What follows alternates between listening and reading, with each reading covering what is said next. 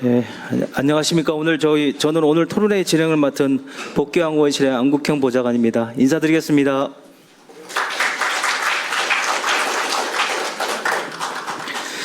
자, 오늘 토론회는 플랫폼 자동차 출장 정비의 확산으로 인해 자동차 정비 제도의 사각지대를 발생한다는 우려에 실태를 점검하고 보완책을 모색하기 위해 오늘 자리를 마련하였습니다. 바쁘신 와중에도 참석해 주신 모든 분께 진심으로 감사를 드립니다. 이번에는 오늘 토론회에 함께해 주신 내빈과 발제 토론자분들을 소개하는 시간을 갖도록 하겠습니다. 먼저 오늘 토론회를 주최하셨고 국토교통위원회 더불어민주당 간사를 맡고 계신 충남 아산시갑의 복귀왕 의원님 참석하셨습니다. 국토교통위원회 성북구의 김남근 의원님 참석하셨습니다.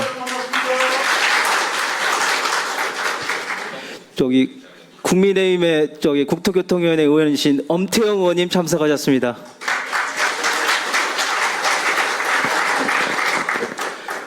다음은 오늘 토론을 함께 준비해 주신 단체들을 소개하도록 하겠습니다. 후원단체 대표자입니다. 한국자동차전문정비사업조합연합회 강순근 회장님 참석하셨습니다. 주간단체 대표자입니다. 자동차시민연합 대표이자 발제자로 참석하셨습니다. 임기상 대표님 참석하셨습니다. 시민교통안전협회 김기복 회장님 참석하셨습니다. 카포스의 내빈을 소개해드리겠습니다. 카포스 연합회 권순구 감사님, 카포스 연합회 박경주 감사님, 울산조합 신윤범 이사장님 참석하셨습니다. 충남조합의 이운상 이사장님, 대구조합의 정광시 이사장님, 광주조합의 정대규 이사장님 참석하셨습니다. 서울조합의 김종남 이사장님, 부산조합 임상일 이사장님, 인천조합 최성남 이사장님 참석하셨습니다. 대전조합의 이동무 이사장님, 세종조합의 정석진 이사장님, 경기조합의 양복승 이사장님 참석하셨습니다. 경기북부조합의 이상원 이사장님, 강원조합의 김형대 이사장님, 충북조합의 박수만 이사장님 참석하셨습니다. 전북조합의 박희연 이사장님, 전남조합의 신승철 이사장님, 경북조합의 임무근 이사장님 참석하셨습니다. 경남조합의 김창섭 이사장님, 제주조합 고성훈 이사장님, 카포스 연합회 이정현 전무이사님 참석하셨습니다. 그리고 이번 토론에 참석을 위해 전국 곳곳에서 달려와 주신 카포스 회원님들께 감사드립니다. 이어서 토론자분을 소개해드리겠습니다. 토론회의 자장을 맡아주실 대덕대학교 자동차학과의 이호근 교수님 오셨습니다. 발제자분을 소개해드리겠습니다. 자동차 시민연합의 임기상 대표님 참석하셨습니다. 국민대학교의 자동차 운송 디자인학과 권영준 교수님 참석하셨습니다. 토론자로 카포스 서울조합 김종남 이사장님 참석하셨습니다. 자동차 명장 이운상 박사님 참석하셨습니다. 기술사이며 세종대학교 자동차학과 교수를 맡고 계신 윤재곤 교수님 참석하셨습니다. 시민교통안전협회 김기복 회장님 다시 한번 소개해드리겠습니다. 공평법무법인 대표입니다. 김성철 변호사님 참석하셨습니다. 국토교통부에서 자동차 운영보험과 이동훈 사무관님 참석하셨습니다.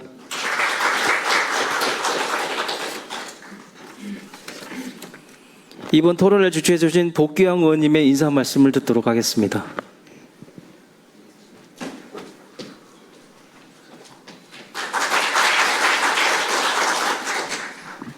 네, 여러분 반갑습니다.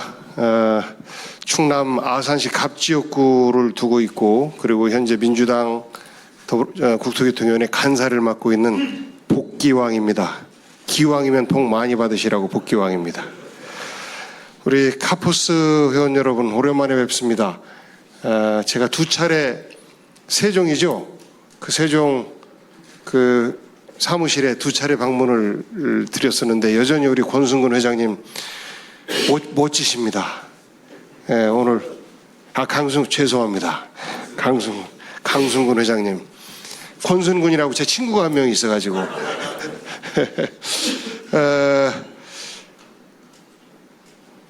걱정거리가 좀 있으시죠? 우리 김남근 의원님이 정무위원회 계시고 그러면서 쿠팡 그 대형 플랫폼들의 갑질에 대해서 그 누구보다도 많이 알고 계시고 개선책에 대해서 고민을 많이 하고 계십니다. 오늘 김남근 의원님께서 오늘 토론에 함께 해주셔서 너무너무 감사드리고요. 그리고 향후 우리가 토론을 통해서 어떻게 하는 것이 우리 카포스 미래 발전을 위해서 전문정비조합이 과거처럼 우리 일상 속에서 우리 이웃의 자동차를 잘 관리할 수 있도록 꾸준히 성장 발전해 나갈 수 있느냐라는 제도적 틀을 만드는 데에는 여야가 따로 하면 안 되지 않습니까? 우리 국토위에 모임에 나 있는데 엄태영을 존경하는 모임, 엄존모라고 있습니다. 그러니까 그만큼 우리가 이제 발음이 좀 이상하긴 한데 그만큼 엄태영 의원님은 여야를 가리지 않고 두루두루 소통하고 계시고 여야가 혹시 뭐 좀 시원찮은 부분이 있다 그러면 이리 와 한잔 해야지 하면서 또 대화를 이끌어 주시는 분인데 저하고는 행정수도 완성을 위한 특별법도 공동 발의를 할 정도로 소신을 갖고 계신 의원님이시라 오늘 여러분들이 고민하고 계시는 부분이 나중에 법제화될 때 아마도 엄태영 의원님과 공동 발의를 통해서 전개해 나가지 않을까 싶습니다. 그러니까 비본질이 본질을 규정하는 이런 일들이 지금 생겨나고 있습니다. 쿠팡과 배민이 음식점들의 생명줄을 옥죄고 있는 것이 지금 현실이고 작은 음식점주들 대략 한 25% 가까이가 배민과 쿠팡의 수수료로 나간다. 그 수수료는 또 소비자들도 내고 있는데 결국은 그들에 의해서 그 음식점들이 쥐락펴락 당하고 있는 지금 현실을 어떻게 우리가 그 본질이 훼손당하지 않을 수 있도록 제도를 만들어낼 것인가 라는 것이 우리 시민들이 모두가 잘 아는 숙제라면 그에 못지않게 아직은 우리 강대식 의원님이 또 어느새 저 뒤에 우리 대구의 국토교통위원회 강대식 의원님께서 앉아 계십니다. 박수 부탁드리겠습니다. 민주당 둘, 국민의힘 둘 이렇게 왔습니다. 그래서 잘 될 것 같습니다.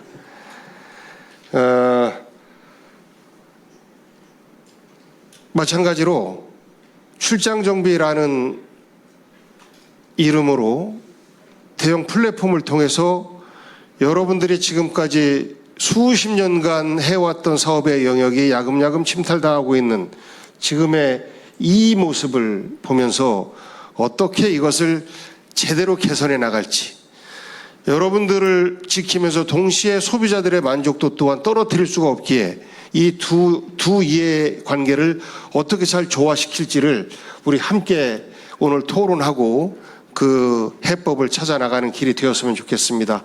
우리 강승군 회장님과 그리고 임기상 대표님 그리고 김기욱 회장님 오늘 함께 해주셔서 감사드리고요. 오늘 많은 지혜를 함께 나눠주셔서 저는 충남 이사장을 맡고 있는 이윤상 이사장이 제 고향 후배 초중고 후배라 제가 꼼짝을 못합니다. 형님 이거 해줘야 돼 그러면 이제 제가 꼼짝 못하고 하는데 제가 이거 했다고 우리 후배한테 큰 소리 칠 수 있었으면 좋겠습니다. 여러분 우리의 미래를 우리가 고민해서 잘 찾고 만들어 나갔으면 좋겠습니다. 오늘 참석해 주신 모든 분들에게 감사드립니다. 고맙습니다. 다음으로 저희 엄태영 의원이 축사 말씀을 좀 듣도록 하겠습니다.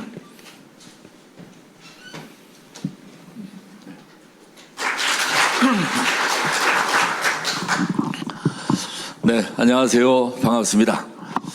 저는 한반도의 중심, 충북 제천단양 출신 엄태영 의원입니다. 제 국토교통위에서 지금 4년째 지금 활동하고 있습니다. 거기에 복귀양 의원님을 우리 민주당 간사로 모시고 제가 벌써 3년째 하다 보니까 오늘 복귀양 의원님 주한 세미나 하신다길래 제가 아주 오늘 예결위 회의를 있는데 먼저 여기부터 달려왔습니다. 복귀양 의원님은 저하고 아산시장, 전 제천시장 하면서 시장우수 출신 모임도 같이 하고 있고 또 강대식 의원도 와 계시네. 저 부산에 또 저 대구에서 구청장 하시고 우리도 단체장 출신 모임이 또 따로 있습니다. 오늘 또 김남국 의원님 우리가 국토교통 있는데 또 뵈서 반갑습니다. 저는 오늘 충북 자동차 정비연합조합에 우리 박수만 회장님 오셨는데 저도 박수만 회장님을 제가 제천에서 모시고 있습니다. 꼼짝 못합니다. 그런데 저는 사실 개인적으로 제가 대우자동차에 88년도에 르망 판매왕으로 일본 도쿄 모터쇼를 갔다 오면서 제가 새로운 인생의 목표를 세웠던 그런 커리어가 있습니다. 김우중 회장을 모시면서 했다가 제가 2002년도 대우 자동차에서 이제 제천시장 당선되면서 44세 제천시장 취임하면서 대우자동차의 주식은 그때 제천단양 대우자동차 판매법인 대표이사를 이제 사임하고 제천시장을 취임했던 24년 전이죠. 그런 인연이 있습니다. 그래서 저는 지역에서 자동차 업계에서는 누구보다 제가 가깝고 잘 알고 있고 아마 전국에서 개인 택시 사무실을 제일 먼저 만들어준 데가 제천시입니다. 충북에서도 다른 시장 우수들이 왜 제천시는 개인 택시 사무실을 지어줘가지고 우리가 시달리게 만드냐고 뭐 그런 핀잔도 들었던 적이 있듯이 저는 자동차 우리 정비업계와 자동차 업계하고 가깝습니다. 아무튼 오랫동안 저와 같이 생사를 같이 왔는데 요새 와서 이제 모든 패턴이 바뀌고 있죠.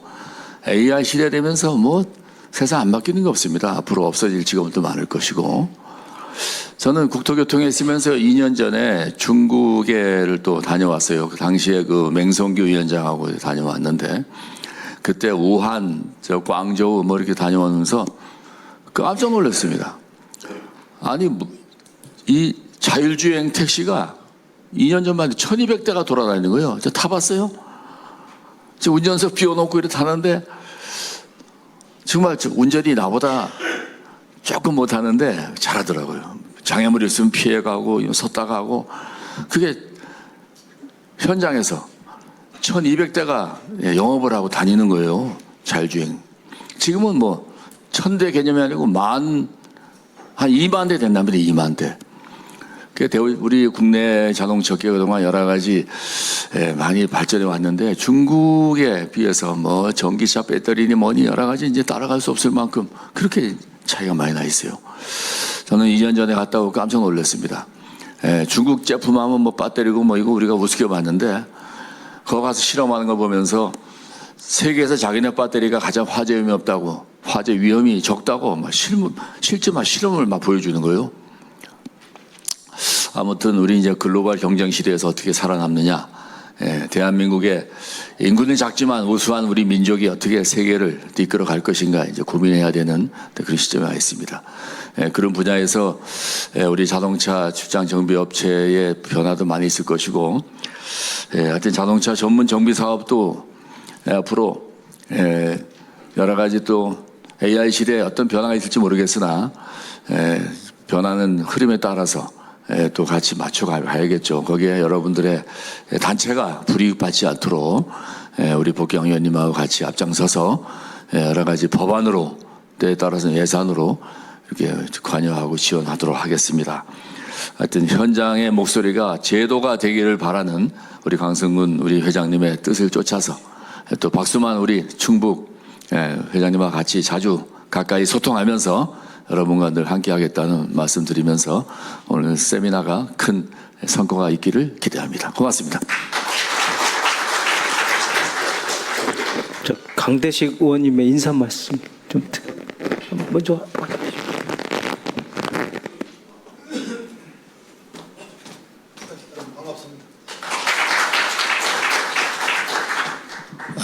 뜻깊은 자리에 여러분과 함께하게 되어서 매우 기쁘게 생각하고 우리 복귀양 의원님이 주최하시는 이 세미나에 함께하게 되었습니다.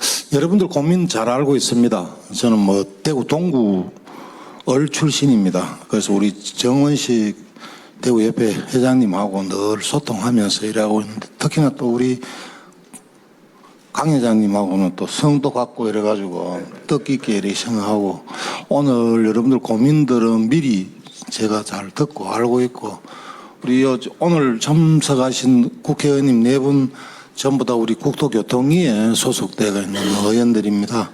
함께 여러분들과 고민하고 여러분들 고민을 해결하기 위해서 늘 뒤에서 응원하고 돕도록 하겠습니다. 축사 이런 건 너무 길면 안 되죠, 그죠? 엄태영 의원님 친구지만 너무 길게가 나는 뒤에서 자리 떡볶아 말까 했네 이런 생각도 했습니다. 하여튼 뜻깊은 세미나 되시고 늘 여러분들 뒤에서 응원하도록 하겠습니다. 여러분들 오늘 아주 참 의미 있는 그런 자리 되시기 바랍니다. 고맙습니다. 다음으로 그 김남근 의원님의 축사 말씀 듣도록 하겠습니다. 네, 여러분 반갑습니다. 서울 성북의 김남근 국회의원입니다.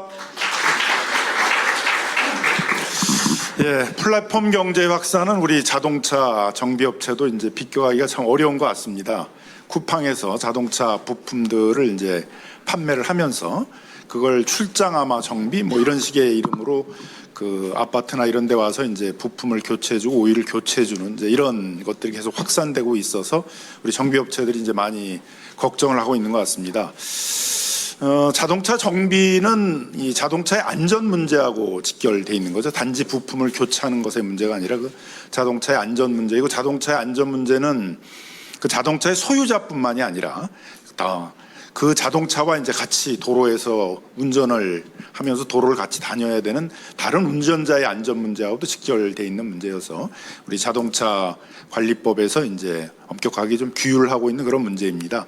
그래서 이 출장 정비라고 이름이 붙여진 이제 이러한 정비 행위가 이런 자동차 관리법상에 있어서의 규율을 잘 밟도록 제도를 좀 정비해야 되는 이제 그런 상황에 와 있는 것 같습니다.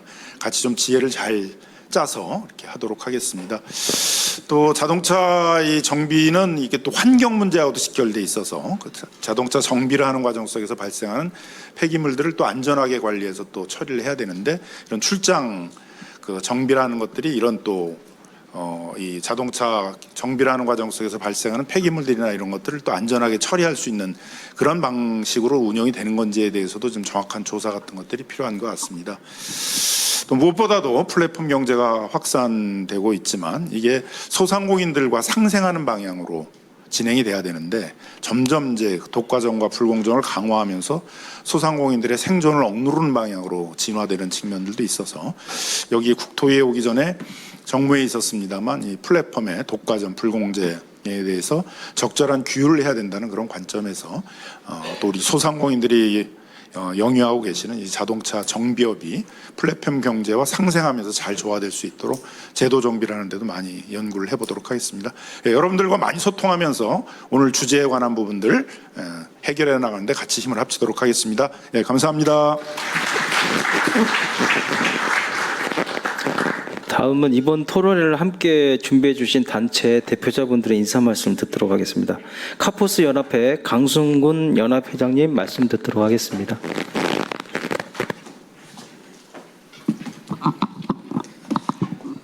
예, 반갑습니다.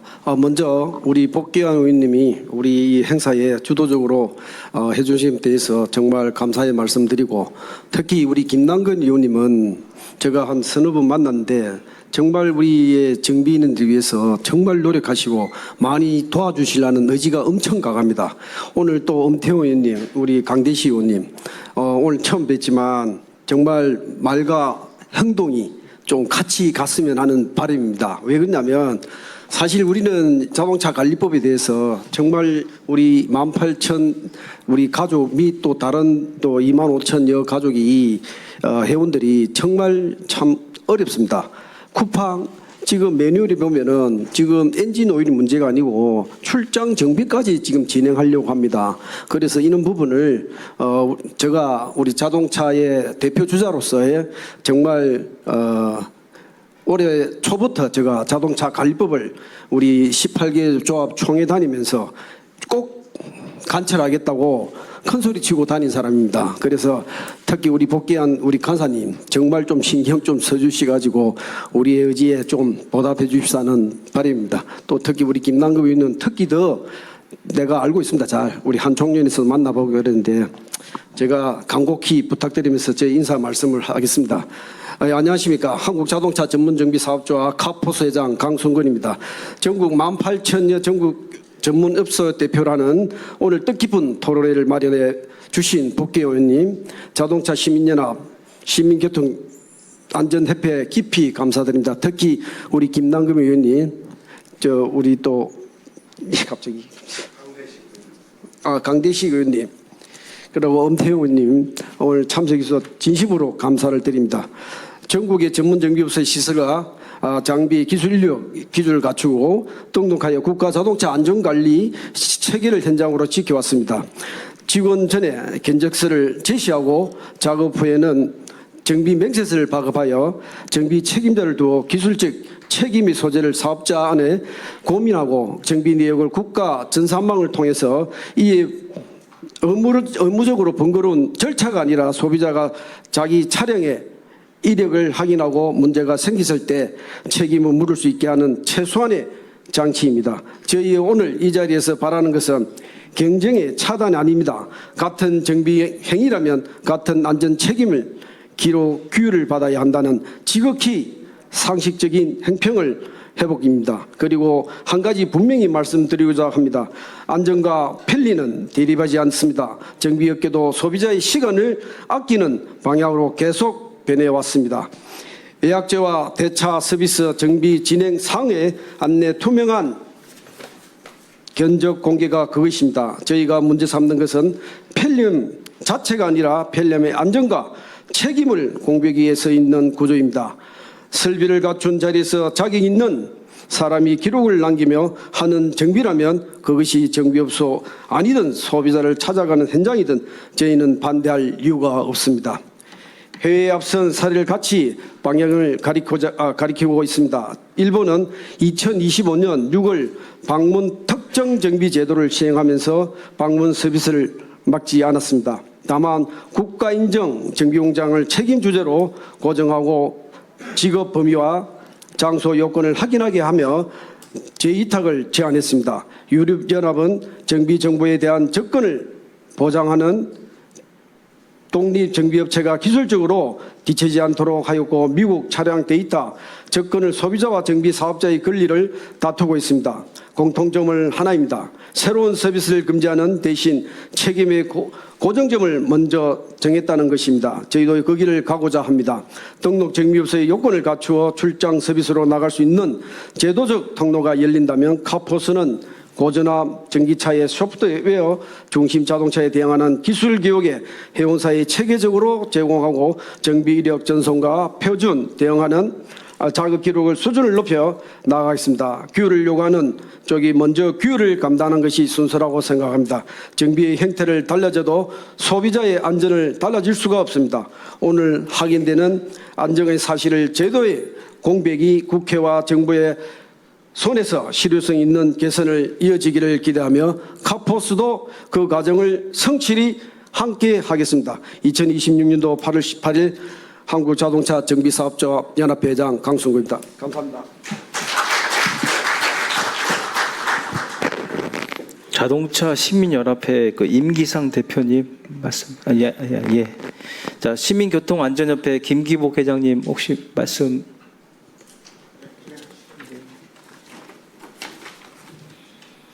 토론에 앞서자 원활한 행사 진행을 위해 기념사진 촬영을 먼저 하도록 하겠습니다. 참석하신 의원님, 후원 주최 주관단체 대표자님, 좌장 발표자님, 토론자분 앞으로 좀 나와 주시기 바랍니다.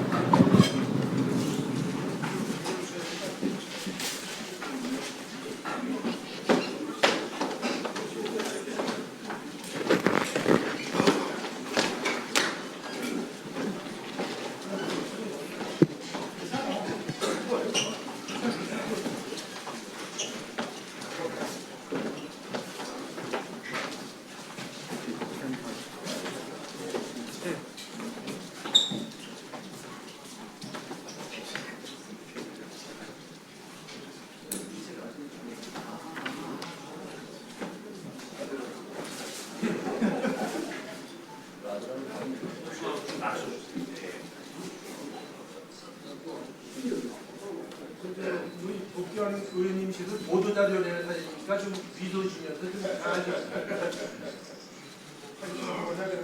보도자가 안전한 자동차 카푸스 화이팅. 카푸스 화이팅! 복귀와 화이팅! 방송도 화이팅! 엄태웅 화이팅! 강태수님 좀 서운하시죠? 제목으로 파이팅은 싸우자가 아니라 잘해보자 그런 겁니다.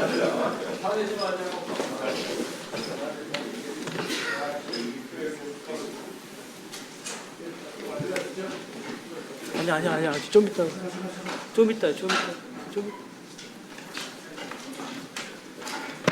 잠시 자리를 정돈하도록 하겠습니다. 이어서 발제를 이어가겠습니다. 두 건의 발제가 있는데요. 저희 발제가 끝난 후에 좌장님께서 토론을 진행하실 예정입니다.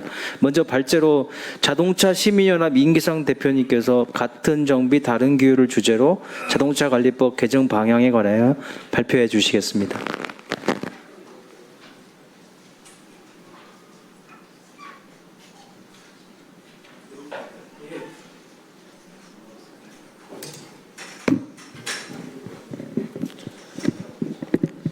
여러분 대단히 반갑습니다.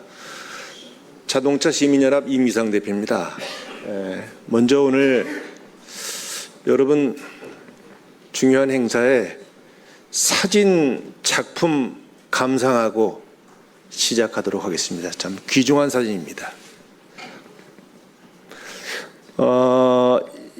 먼저 장소를 설명드리겠습니다. 26년 올해 1월 7일 오후 2시 반 영하 7도입니다. 국회 광장 옆에 출장 정비차가 나와서 이게 시설도 다 갖추고 폐유통까지 있습니다. 이 국회 광장은 대통령 취임식장입니다. 민의의 전당입니다. 하여튼 뭐 이 사진을 보면서 제가 설명을 드리겠습니다. 다음 사진만 한번 보시죠. 이것도 국회입니다.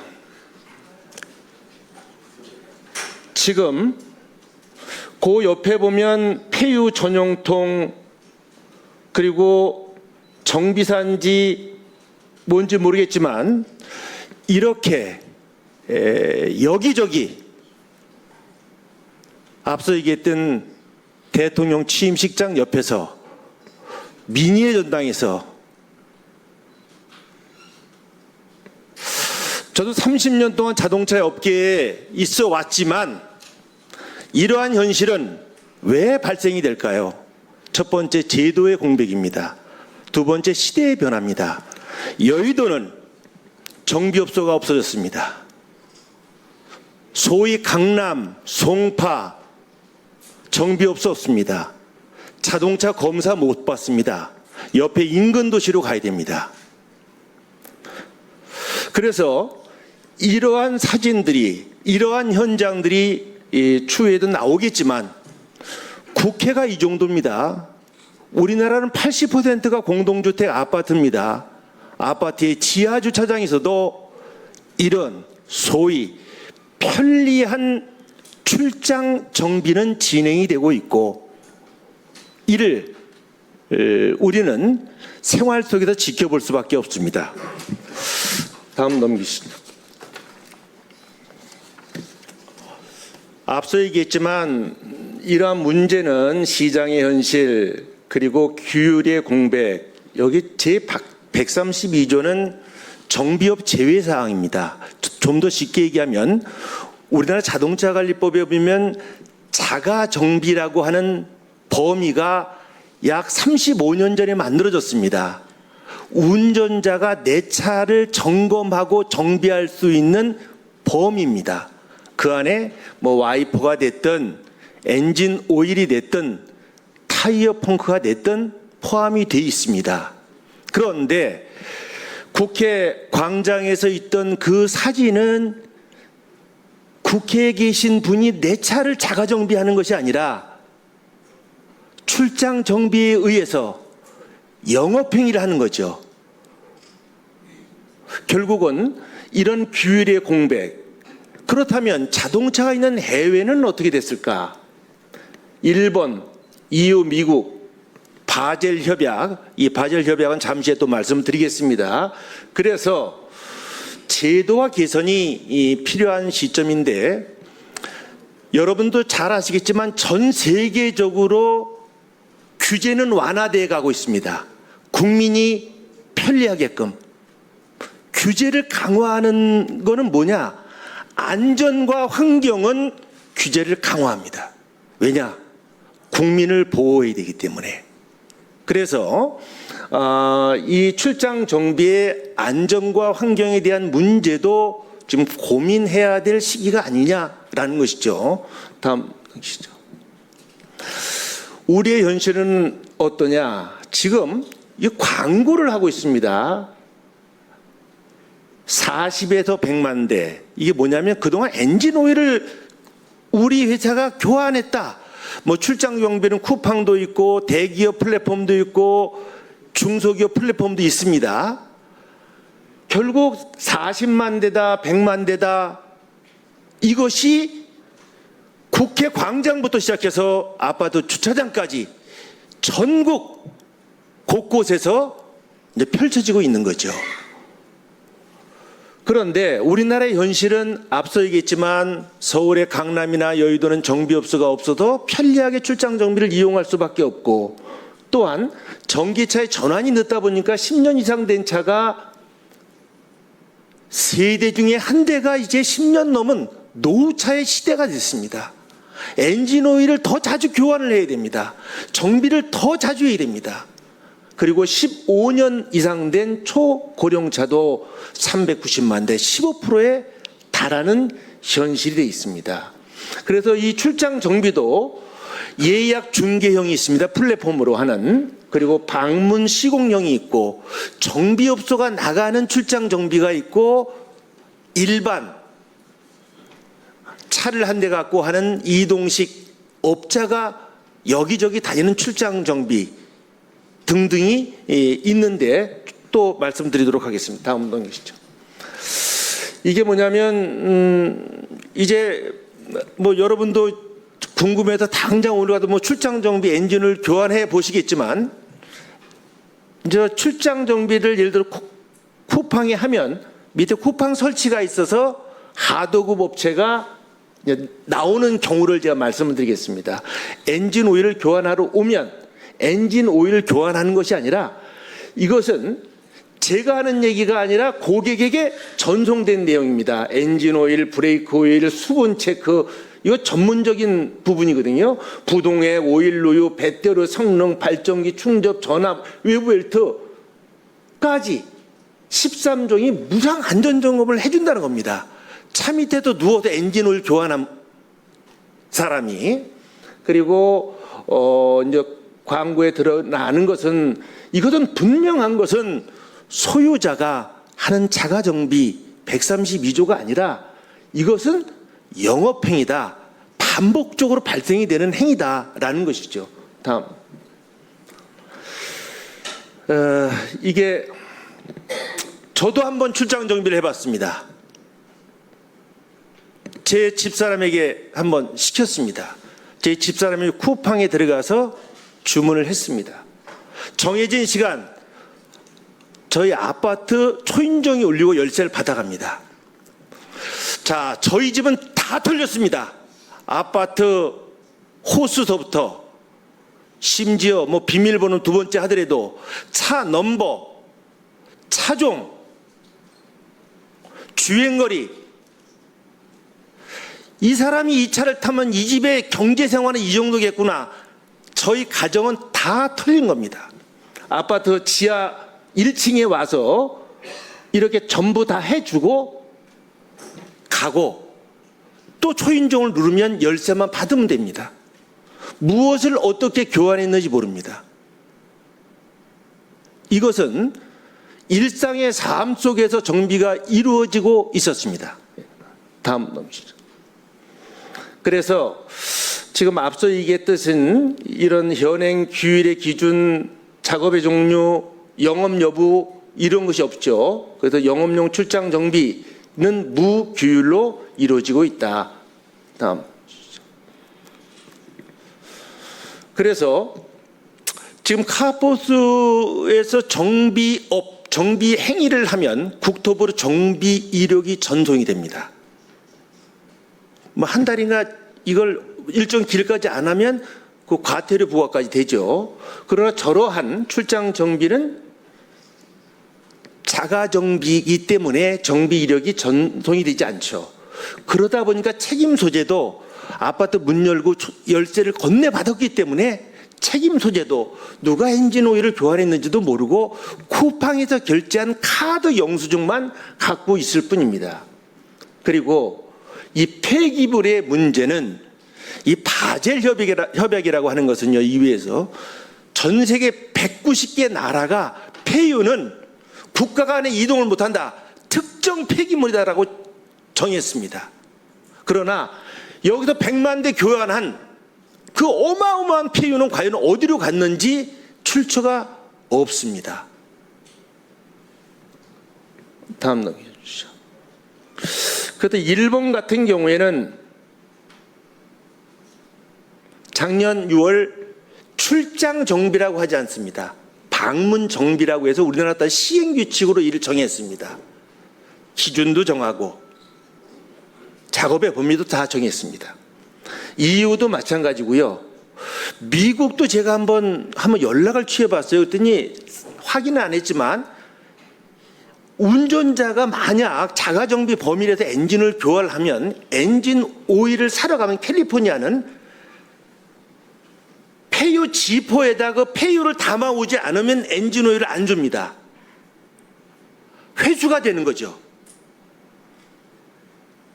이런 회수 체계, 그리고 이런 유행 같은 데는 이미 바젤 협약을 통해서 폐유를 유해 폐기물을 이미 정해서 국가 간에 이런 협약을 두고 있다는 내용입니다.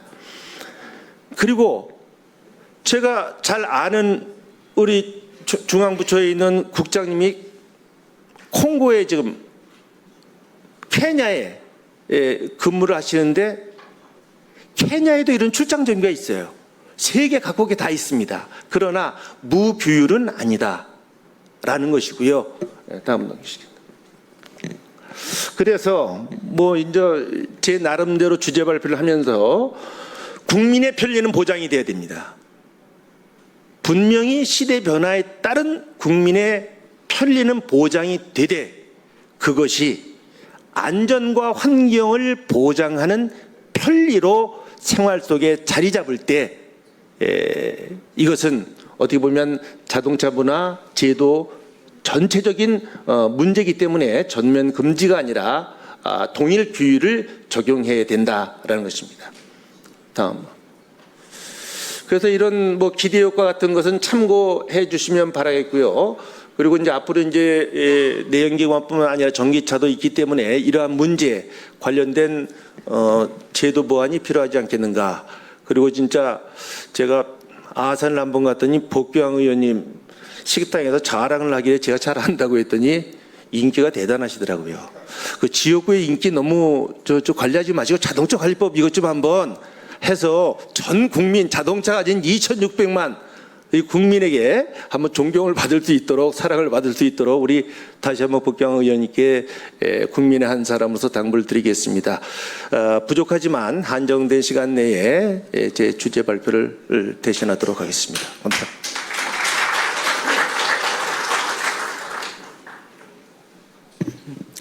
다음으로 국민대학교 권영준 겸임 교수님께서 소비자 안전 문제 진단에 대해서 발제해 주시겠습니다.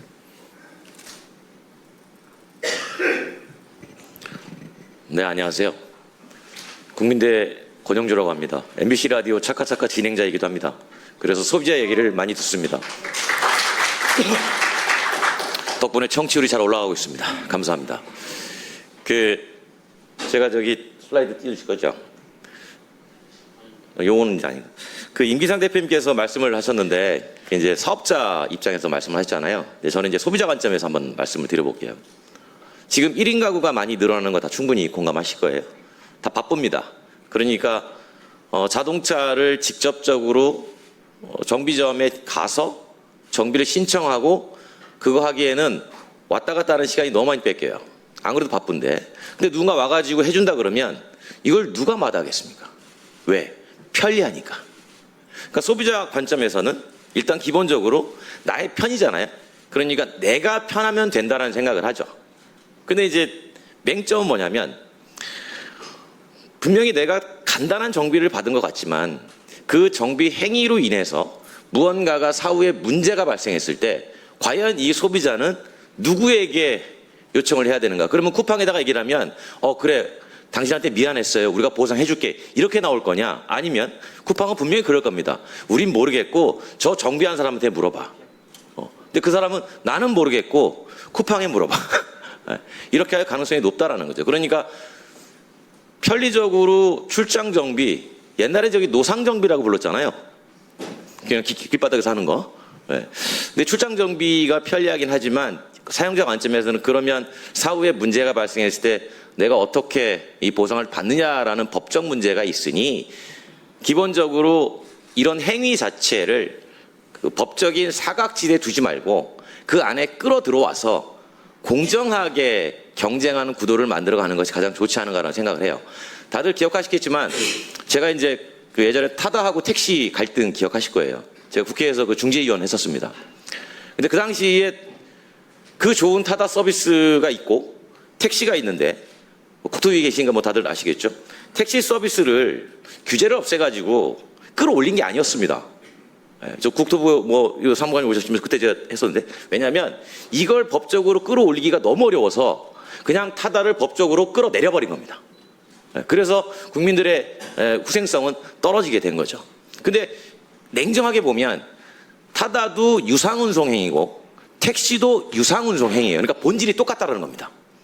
그러니까 똑같은 운동장을 만들어주는 게 중요했던 거고 제가 이 발제를 딱히 슬라이드를 띄워놓지 않고도 충분히 얘기할 수 있는 이유는 이것도 본질은 똑같은 정비행위라는 거예요.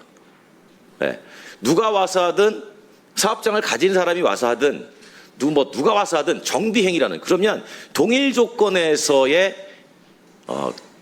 컨디션들이 만들어져야 소비자 입장에서는 안심을 하겠죠. 그러면 내가 출장 정비를 불러 쓸 수도 있는 거고 아니면 내가 직접 가가지고 점검을 받을 수도 있는 거고 그러니까 저는 중요한 건 법적 관점에서 보면 소비자가 믿고 쓸 수 있는가가 만들어져야 되는 거고 그 관점에서 플랫폼과 지금의 오프라인 사업자들 간의 공정한 경쟁 구도가 만들어지는 게 중요하다고 생각을 해요. 왜냐하면 그분들도 자격증을 가진 이상 그분들도 정비 사업자로서 역할을 충분히 할 수가 있잖아요. 만약에 있다면 그러니까 자기 사업장을 가지고 내가 방문할 수도 있는 거고 그렇기 때문에 그런 사각지대가 없는 그런 과정을 만드는 게 중요하다고 생각을 합니다. 다들 힘드시니까 이렇게 발제를 마무리하도록 하겠습니다. 고맙습니다.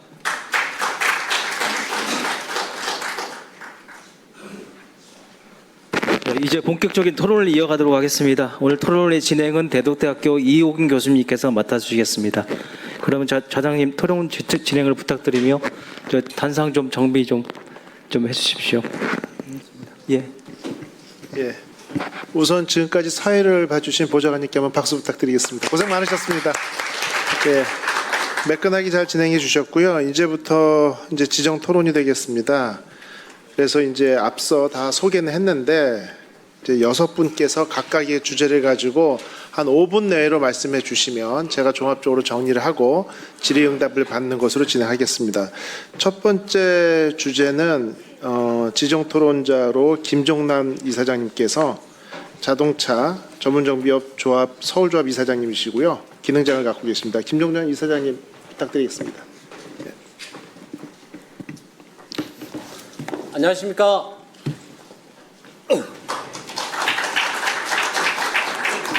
카포스 서울시 조합 이사장 김종남입니다. 저는 오늘 아파트 지하주차장이란 장소에서 이루어지는 출장 정비의 현실과 그에 따른 안전관리 문제를 현장의 입장에서 말씀드리고자 합니다. 먼저 한 가지 분명히 말씀드리겠습니다. 현장 사진은 아파트 지하주차장에서 차량을 들어 올리고 작업자가 차량 안에서 작업을 하는 모습을 보여줍니다. 그러나 사진만으로 그 작업이 불법인지, 작업자가 무자격자인지, 사업자가 미등록자인지 단정할 수는 없습니다. 실제 법적 판단을 위해서는 어떤 작업을 했는지 작업자의 자격과 사업자의 지위, 등록 여부, 계약 관계 등을 따로 확인해야 합니다. 다만 우리가 주목해야 할 것은 작업의 위법 여부 이전에 장소의 적정성입니다. 등록된 자동차 정비업소는 정비 작업을 전제로 만들어진 공간입니다. 리프트, 지지대, 주비조와 방유바닥, 환기와 소화설비, 정비 책임자, 작업의 기록, 사후관리 체계를 갖추어져 있습니다. 이러한 시설은 단순한 편의시설이 아니라 사고를 예방하기 위한 최소한의 안전 조건입니다. 반면 아파트 지하주차장은 다수의 주민이 차량을 주차하고 통행하는 공동 생활 공간입니다. 별도의 작업 구역이나 통제선, 환기, 소방, 누출 방지 설비가 정비업소와 같은 수준으로 확보되어 있다고 보기 어렵습니다. 특히 지하주차장은 밀폐된 공간이라는 점에서 위험성이 더 큽니다. 환기에 한계가 있고 차량이 밀집되어 있어 화재가 발생하면 인접 차량에 확산될 가능성이 있습니다. 유류나 전기장치를 다루는 작업은 같은 정비라 하더라도 사업장 안에서 할 때와 위험이 다릅니다. 여기에 전기차가 빠르게 확산되고 있습니다. 지하주차장 전기차 화재에 대한 주민들의 불안이 큰 상황에서 고전압 개통이나 배터리 관련 작업이 별도의 장소 기준이나 안전 기준 없이 이루어진다면 실제 사고가 발생하기 전부터 주민 간 분쟁과 불안을 초래할 수 있습니다. 폐기물 문제도 빼놓을 수 없습니다. 등록 정비업소는 폐유와 폐해 부품을 정해진 위탁 처리 체계에 따라 처리합니다. 그러나 지하주차장은 집유 설비가 없고 누유가 발생할 경우 회수가 어렵습니다. 그 결과 바닥 오염이나 악취, 시설의 훼손이 발생한다면 그 책임을 누가 부담할지도 분명하지 않습니다. 그래서 현장에서 묻고 싶은 것은 매우 단순합니다. 정비는 원칙적으로 필요한 설비와 안전시설을 갖춘 장소에서 해야 하지 않겠습니까? 또한 배터리 방전이나 타이어 손상처럼 운행이 불가능한 상황에서 이루어지는 응급조치와 예약을 받아 정해진 시간에 반복적으로 이루어지는 유상 출장 정비를 과연 같은 기준으로 보아도 되는지 검토가 필요합니다. 저희는 출장 정비 자체를 막자는 것이 아닙니다. 오히려 등록 정비업소가 출장 정비 서비스를 적용할 수 있는 재료가 마련된다면 새로운 기회가 될 수 있습니다. 다만 장소가 바뀌더라도 최소한의 원칙은 남아야 합니다. 아파트 지하주차장에서 유상 정비가 이루어진다면 적어도 관리주체의 사용 승인, 작업 구역과 주민 통행 보호, 화재 누출에 대한 안전조치, 폐기물 회수와 사고 발생 시 책임 주체 정도는 작업 전에 명확히 정해져야 합니다. 결국 오늘 논의해야 할 것은 특정 작업자를 처벌할 것인가가 아니라 공동생활 공간에서 반복적으로 이루어지는 유상 정비 작업을 어떤 제도와 기준으로 관리할 것인가의 문제라고 생각합니다. 이것이 서울 지역 정비 현장에서 드리는 가장 현실적인 요청입니다. 감사합니다.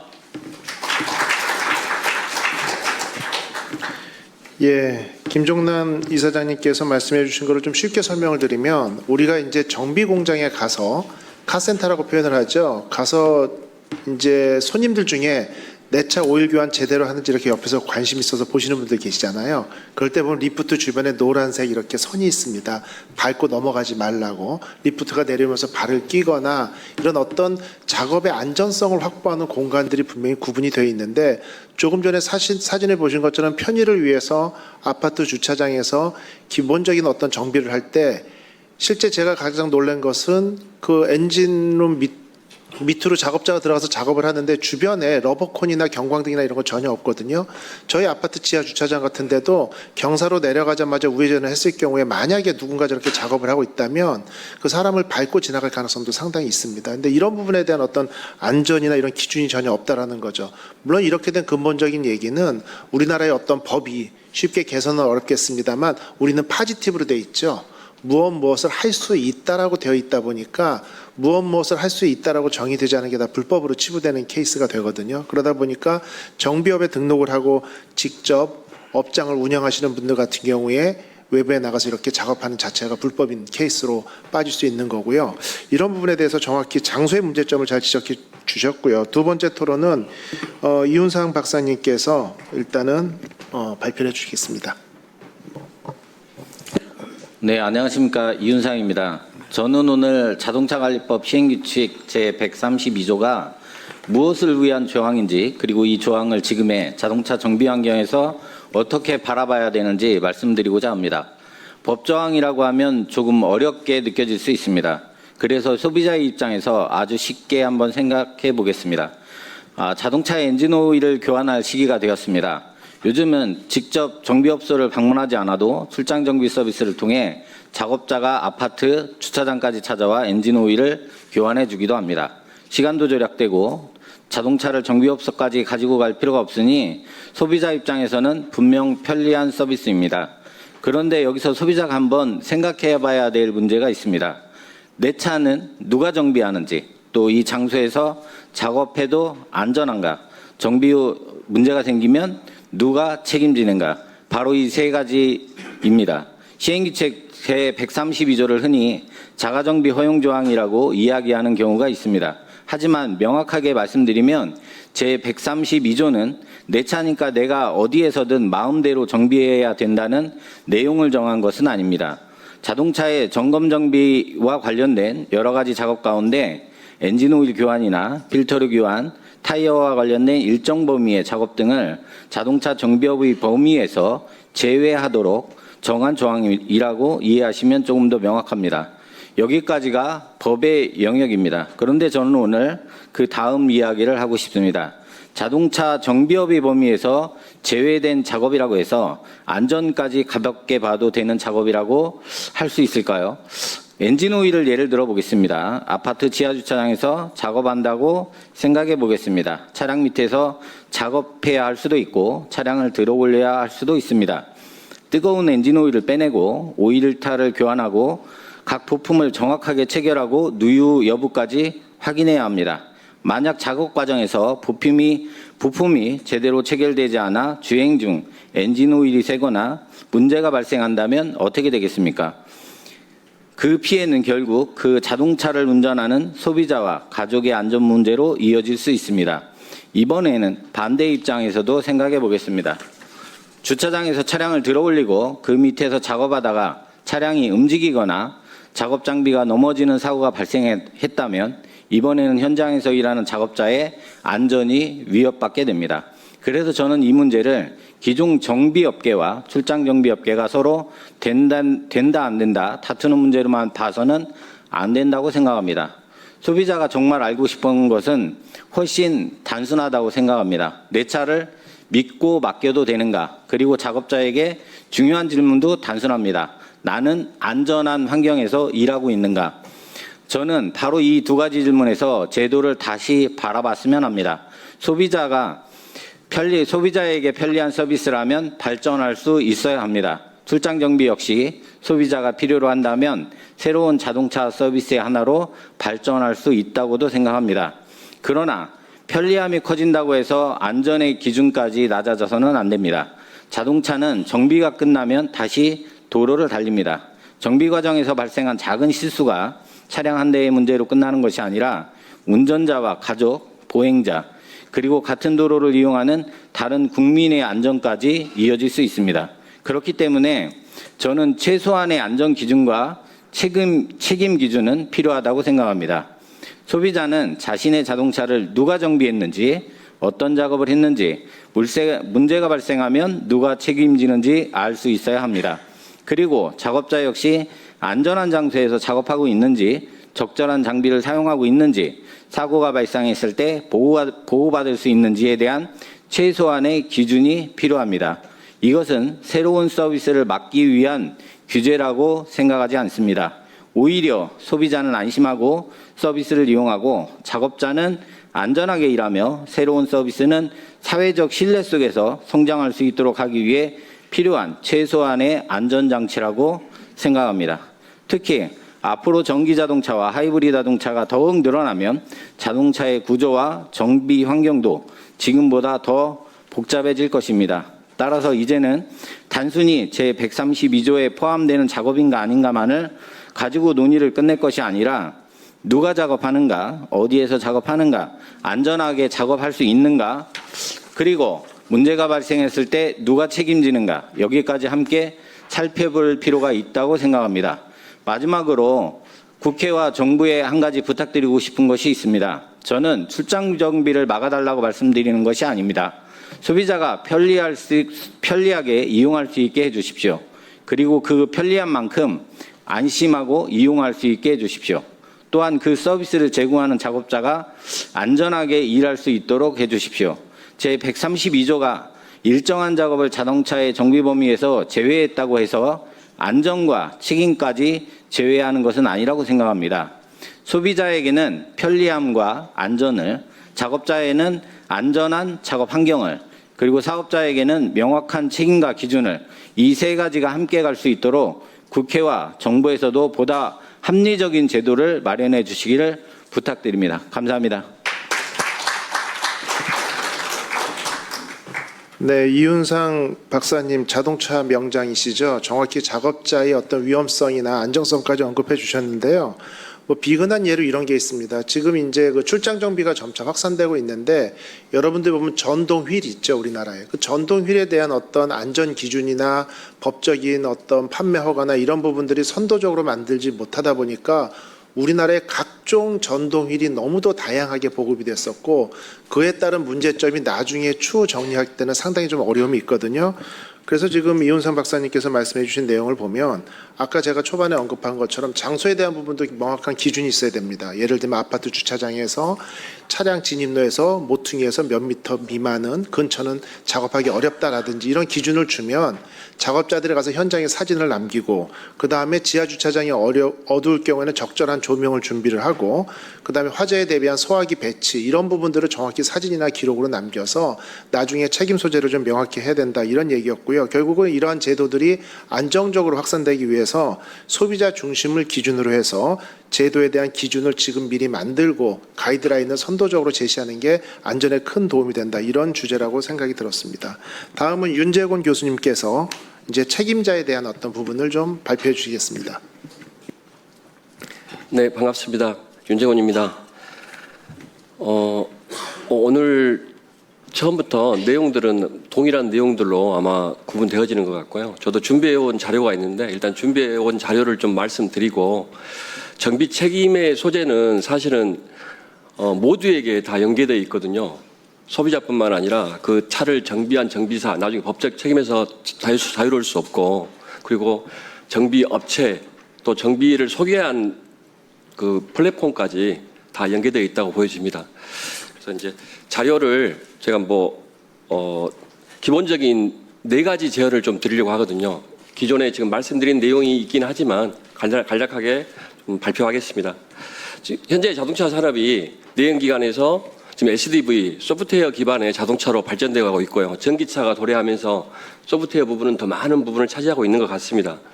더더구나 이제 차량 관리 서비스 역시 오프라인 매장에서 방문해서 서비스를 받는 대신에 이제는 소비자가 맞춤형 온 디맨드 서비스, 그러니까 소비자가 원하는 형태로 작업자가 와서 출장 와서 해주는 그런 서비스로 진보되어 가고 있습니다. 소비자 입장에서는 당연히 바쁜 일상 속에서 정비소를 직접 찾아가는 것 없이 간단한 앱을 통해서 서비스를 신청하고 받을 수 있다는 게 굉장한 큰 장점으로 작용한 것으로 볼 수 있습니다. 그래서 현재 출장 정비 시장은 스타트업 플랫폼, 부품 제조, 유통 전문업체, 완성차 제작사, 보험 네트워크까지 다양하게 이런 주체들이 진행을 하고 있는 걸로 보여집니다. 그래서 온 디맨드 서비스가 소비자 입장에서는 시간 절약, 편의성, 작업 과정에 직접 확인 여부는 좀 차후 차지하더라도 강력한 장점을 제공하기 때문에 차량의 관리 비용, 절감 등의 긍정적인 형태로 기여하고 있는 것으로 보여집니다. 다만 이 긍정의 이면에 현행 법령인 자동차 관리법 그 이하 시행령 시행규칙 등에서 적용에 문제가 발생될 수 있는 부분이 있고요. 그리고 현장 작업에 안전사고 위험성이 있고 그리고 환경오염과 사후 정비 책임 문제 등이 부각될 수 있습니다. 그래서 오늘 이 네 가지 관점에 대해서 간략하게 좀 말씀드리고 제가 드려보면 특히 첫 번째 법령 부분에서는 출장 정비가 자동차 관리법 시행규칙 제132조 정비업 제해사항 항목에 대한 정비업의 이동정비 형태 유료 서비스 형태로 진행되고 있고 자가 형태가 아니고 유료 서비스 형태이고 이러다 보니 기존의 자동차 관리업 제53조 자동차 정비업에 등록된 업체들의 피해가 발생되고 있고 또 마찰의 소지가 있으며 소극적 이런 예외 조항 사항을 적용하다 보니까 문제의 취지에 정말 부합되고 있는지 좀 확인해야 될 사항으로 보여집니다.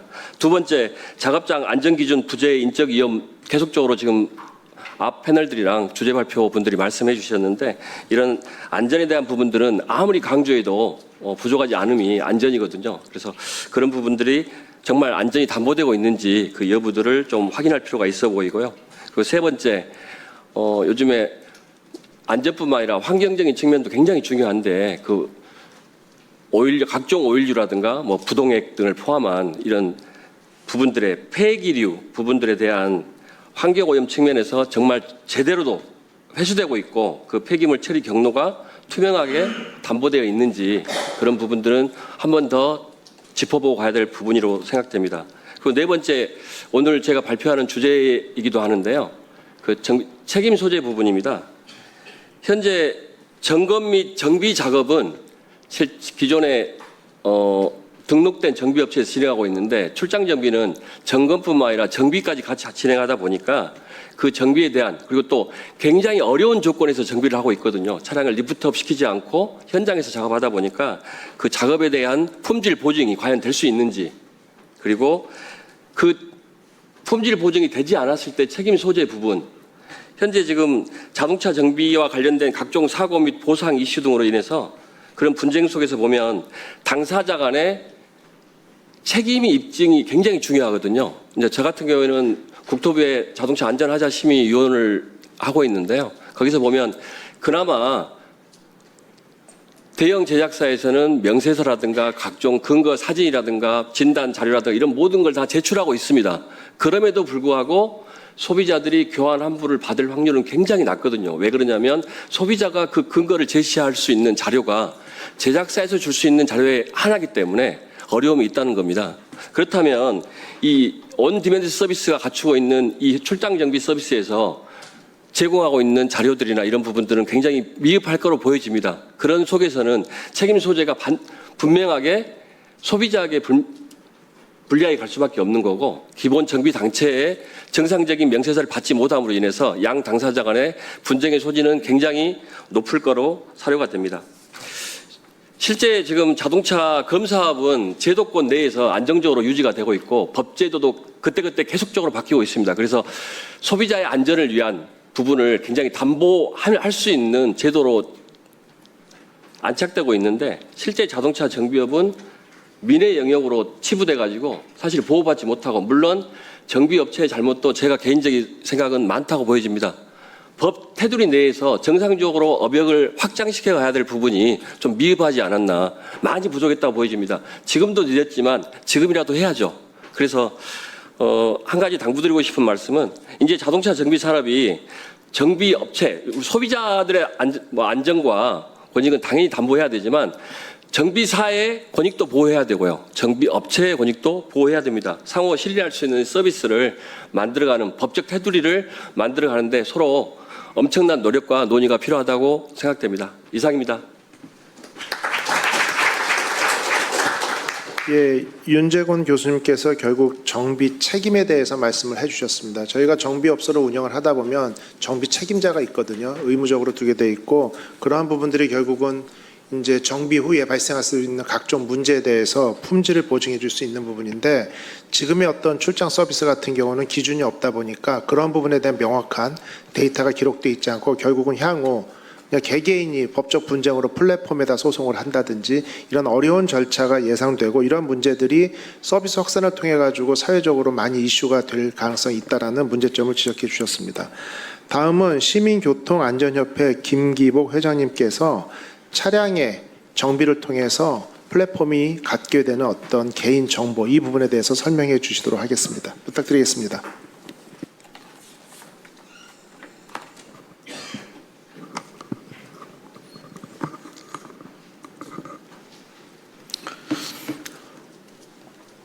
네, 반갑습니다.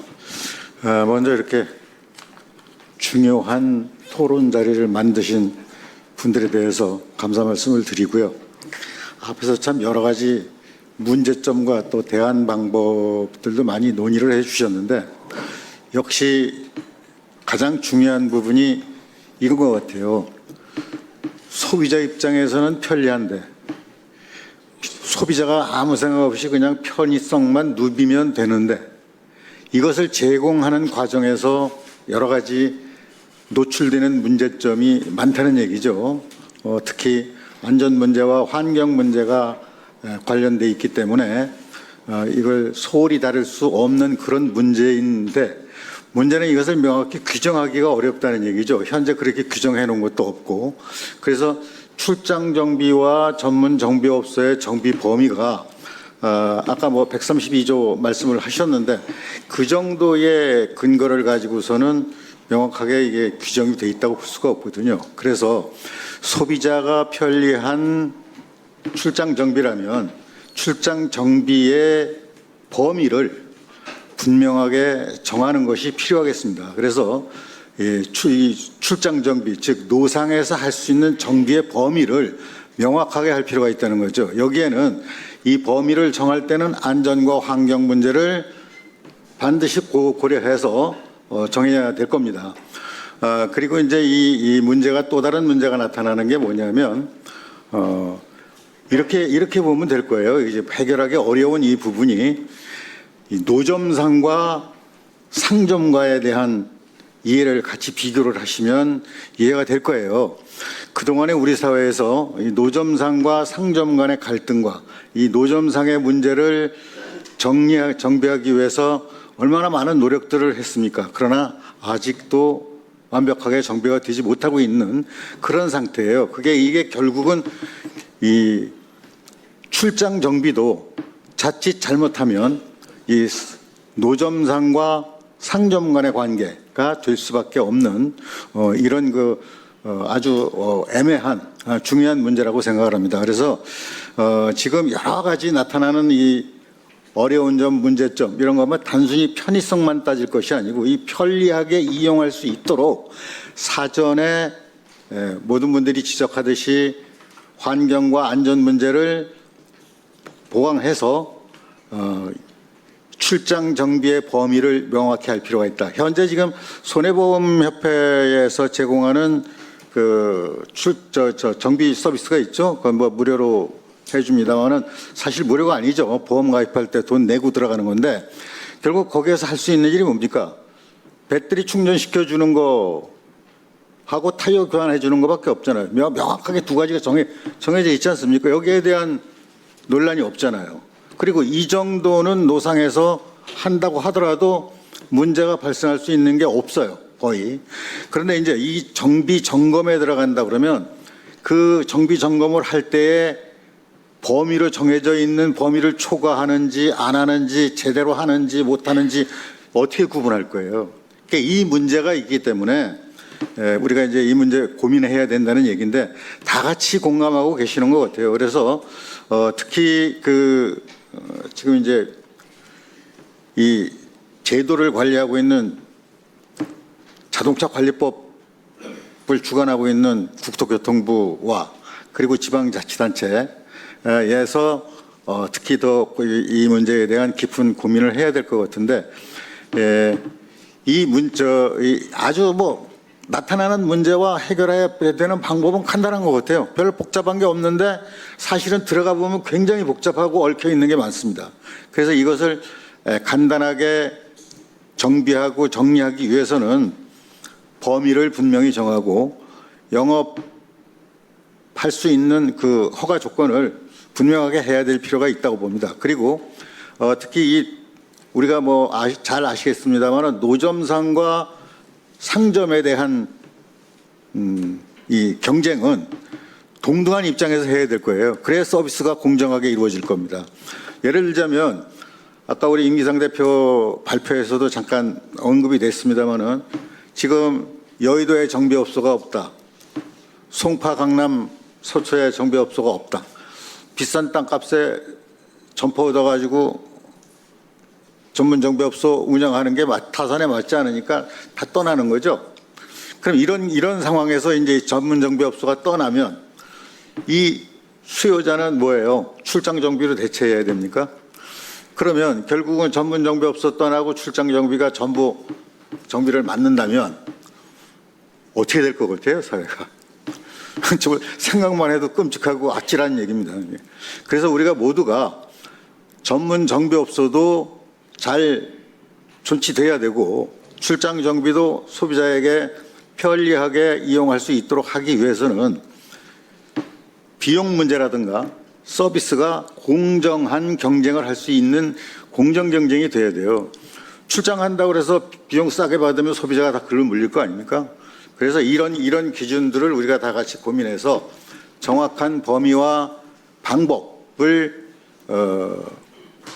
법적 제도로 확정함으로써 소비자와 공급업자가 모두 공감하고 그 규칙을 지켜서 안정적으로 운영될 수 있도록 이렇게 하도록 정부와 지자체가 좀 더 관심 있는 노력을 하셔야 될 것 같고요. 그리고 우리 전문 정비업소를 경영하시는 분들한테도 좀 말씀드리고 싶어요. 사실 가장 지금 이 문제에 대해서 핵심적으로 해결할 수 있는 방법은 뭐죠? 견인해서 정비업소에 갔다가 정비하시면 되잖아요. 그리고 견인해서 갖다 줘도 되고 요즘 자동차 출고할 때 세차도 탁송 서비스 하지 않습니까? 이런 식으로 해서 안정된 정비 시설이 갖춰져 있는 정비업소에서 정비를 할 수 있도록 하는 방법이 있지 않습니까? 이런 방법도 한번 연구를 해보세요. 이것도 굉장히 중요한 거라고 생각합니다. 그래서 예를 들어서 노상정비는요, 아무리 시설을 갖추고 아무리 잘한다고 하더라도 문제가 발생할 수밖에 없어요. 앞에서 여러 가지 지적이 나왔지만 노상정비가 안전하게 정비를 할 수 있다, 이건 말이 되질 않아요. 성립이 될 수가 없는 겁니다. 그러니까 이것을 편리성만 따져서 이걸 하자 이렇게 하려면은 그 범위를 명확하게 정하자 이거예요. 그 명확히 정해서 그 안전하게 할 수 있는 정비 범위만 하면 돼요. 그러면 더 이상의 문제가 될 수 없단 말이죠. 그러니까 이 문제에 대해서 우리 다 같이 공감을 한번 해보고요.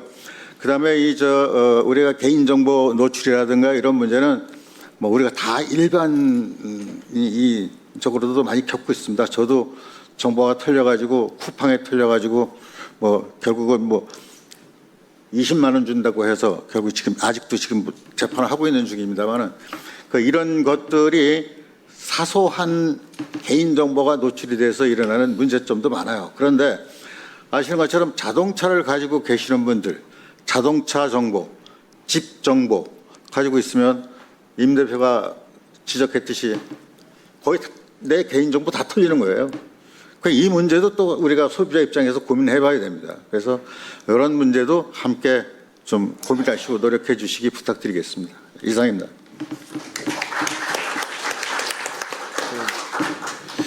제가 이제 자동차과 와서 학생들을 가르치게 된 지가 25년이 넘었거든요. 그동안 국회 토론회를 많이 했습니다. 많이 했었고 뭐 좌장도 여러 번 봤었고요. 그런데 특이한 게 기존의 토론회는요. 야, 쟤네들 때문에 우리 못 살겠어. 저것 좀 금지해줘가 대부분이었어요. 근데 오늘 토론회는 시작부터 좀 놀랬던 게 철저하게 소비자 입장에서 시작한다는 거에 이런 어떤 토론회를 거쳐서 이게 기준이 만들어지고 법이 규정이 바뀌고 하는 부분에 대해서 상당히 좀 긍정적이라고 볼 수 있습니다. 지금 이제 김규복 회장님께서도 소비자 입장에서 서비스의 공정성을 가지고 출장 서비스 업체하고 기존에 있는 정비 업체하고의 이제 공정한 링에서의 싸움을 좀 제시를 하셨는데 저도 마지막에 아이디어 내신 건 상당히 좀 괜찮습니다. 예를 들면은 뭐 차를 갖다 견인하는 것도 있지만 요즘 뭐 낮에 한가할 때 대리운전 뭐 10,000몇천 원에 이용할 수 있다라고 하면은 그렇게 도어투도어 서비스를 통해 가지고 정비를 안전하고 깨끗하고 준비된 작업장에서 한 다음에 다시 갖다 주는 이런 방법도 예약제를 통해 가지고 정비업소가 가장 한가한 시간에 예약을 받아서 도어투도어 서비스를 해주겠다 뭐 이런 어떤 제안도 나왔고요. 결국은 서비스의 공정성과 공생을 위해서 법적인 제도를 미리 만들어야지 지금부터 준비하지 않으면 이게 진흙탕 싸움이 될 것이라는 걱정을 해주셨고요. 상당히 좋은 아이디어를 제공해 주셨습니다. 다음은 김성철 법무법인 대표께서 그 정비 분량의 책임에 대한 부분들을 토론해 주시겠습니다.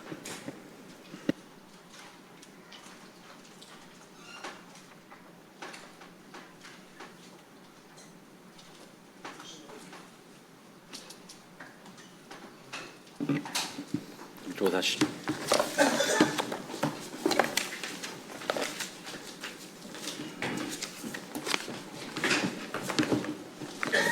네, 안녕하세요. 김성철 변호사입니다. 오늘 저는 그 출장 정비 과정에서 그 사고나 정비 불량이 발생한 경우 과연 소비자는 누구에게 책임을 물을 수 있는가에 대해서 그 법률적인 관점에 대해서 언급하겠습니다. 그 소비자는 플랫폼에서 예약하고 플랫폼을 통해 결제했는데 실제 현장에 나온 작업자는 별도의 협력업체 소속일 것이 이제 대부분일 것입니다. 그리고 실제 작업자는 그 협력업체에서 또 재위탁한 경우가 또 대부분이겠죠. 그렇다면 도대체 누구에게 책임을 물어야 되는가에 대해서 이 문제가 직면하게 될 것입니다. 저는 이 문제를 크게 네 가지 관점에서 보아야 한다고 생각합니다. 아까 말했듯이 첫째 그 계약의 상대방이 누구냐 이게 가장 중요할 텐데 그 이유는 누구와 계약했는지에 따라서 그 계약 당사자에 대한 채무 불이행 책임을 물을 수 있을 것이고요. 그리고 또 누가 실제 서비스를 제공했느냐 이 문제는 그 작업자가 실제 작업하면서 과실이나 고의로 정비 불량이 발생했을 경우에는 그 작업자에 대해서 불법행위 책임을 물을 수 있기 때문입니다. 그래서 이 계약의 상대방 그리고 실제 작업자가 누군지를 명확히 해야 된다는 그런 그 의미고요. 그 둘째 그 플랫폼의 책임에 대해서도 법적으로 진지하게 고민을 해봐야 된다고 생각합니다. 대부분의 이제 플랫폼에서는 자기네들은 순수한 뭐 중개자라는 이름으로 이제 그 일단 소비자들을 이제 그 계약을 체결하고 또 대금을 지급받을 것입니다. 그렇지만 플랫폼이 가격을 직접 정하거나 또는 작업자를 또 배치하고 또 작업 방법이나 품질 기준을 또 정하기도 할 것이고 고객의 환불과 보장까지 결정한다면 단순히 이 플랫폼이 중개자 역할이라고 볼 수가 없을 수가 있는 경우가 대부분일 것입니다. 그래서 우리 약관규제법에서도 그 약관 자체, 그러니까 자기 자신은 당신 중개자이기 때문에 책임이 없다라는 그 약관이 무효라는 그 법리에 의해서 그 플랫폼에 대해서도 책임을 물을 수 있을 것입니다.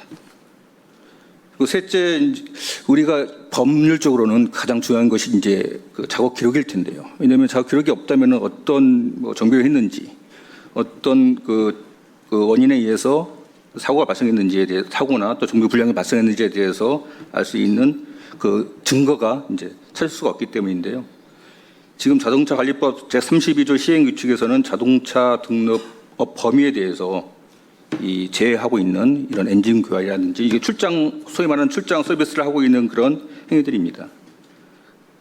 그게 제외되는 바람에 자동차 관리법상에 정한 그 관리 내역 그 기록 의무가 같이 또 없어지게 돼버리는 그 입법에 이제 공백이 생긴 것이죠. 그런 것들을 이 법안에 또 시행규칙에 또는 다른 또 보조 장치가 있어야 될 것으로 저는 보고 있습니다. 그리고 네 번째로는 그 보험 문제인데요.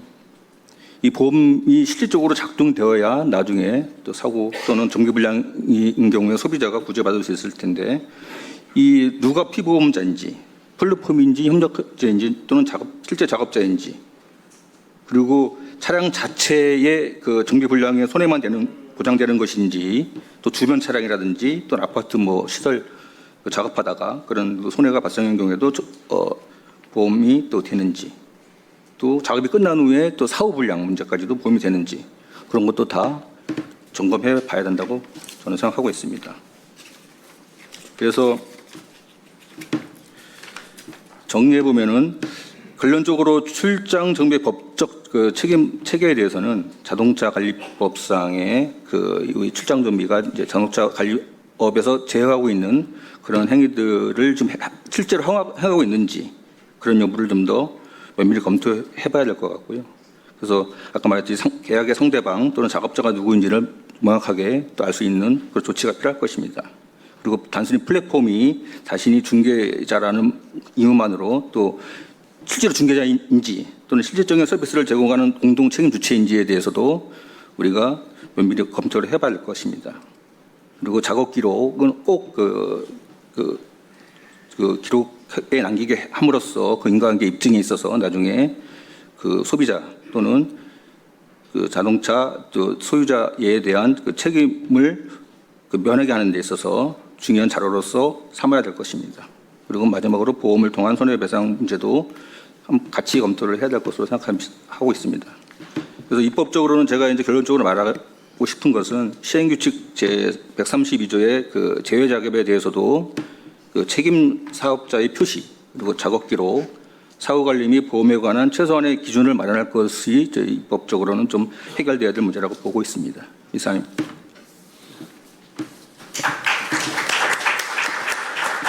예, 김성철 변호사님께서는 출장 정비를 이제 시행하는 이것보다도 문제가 발생했을 경우에 사후에 법적 책임이 어디에 속하는지에 대한 부분들을 정확히 짚어주셨고요.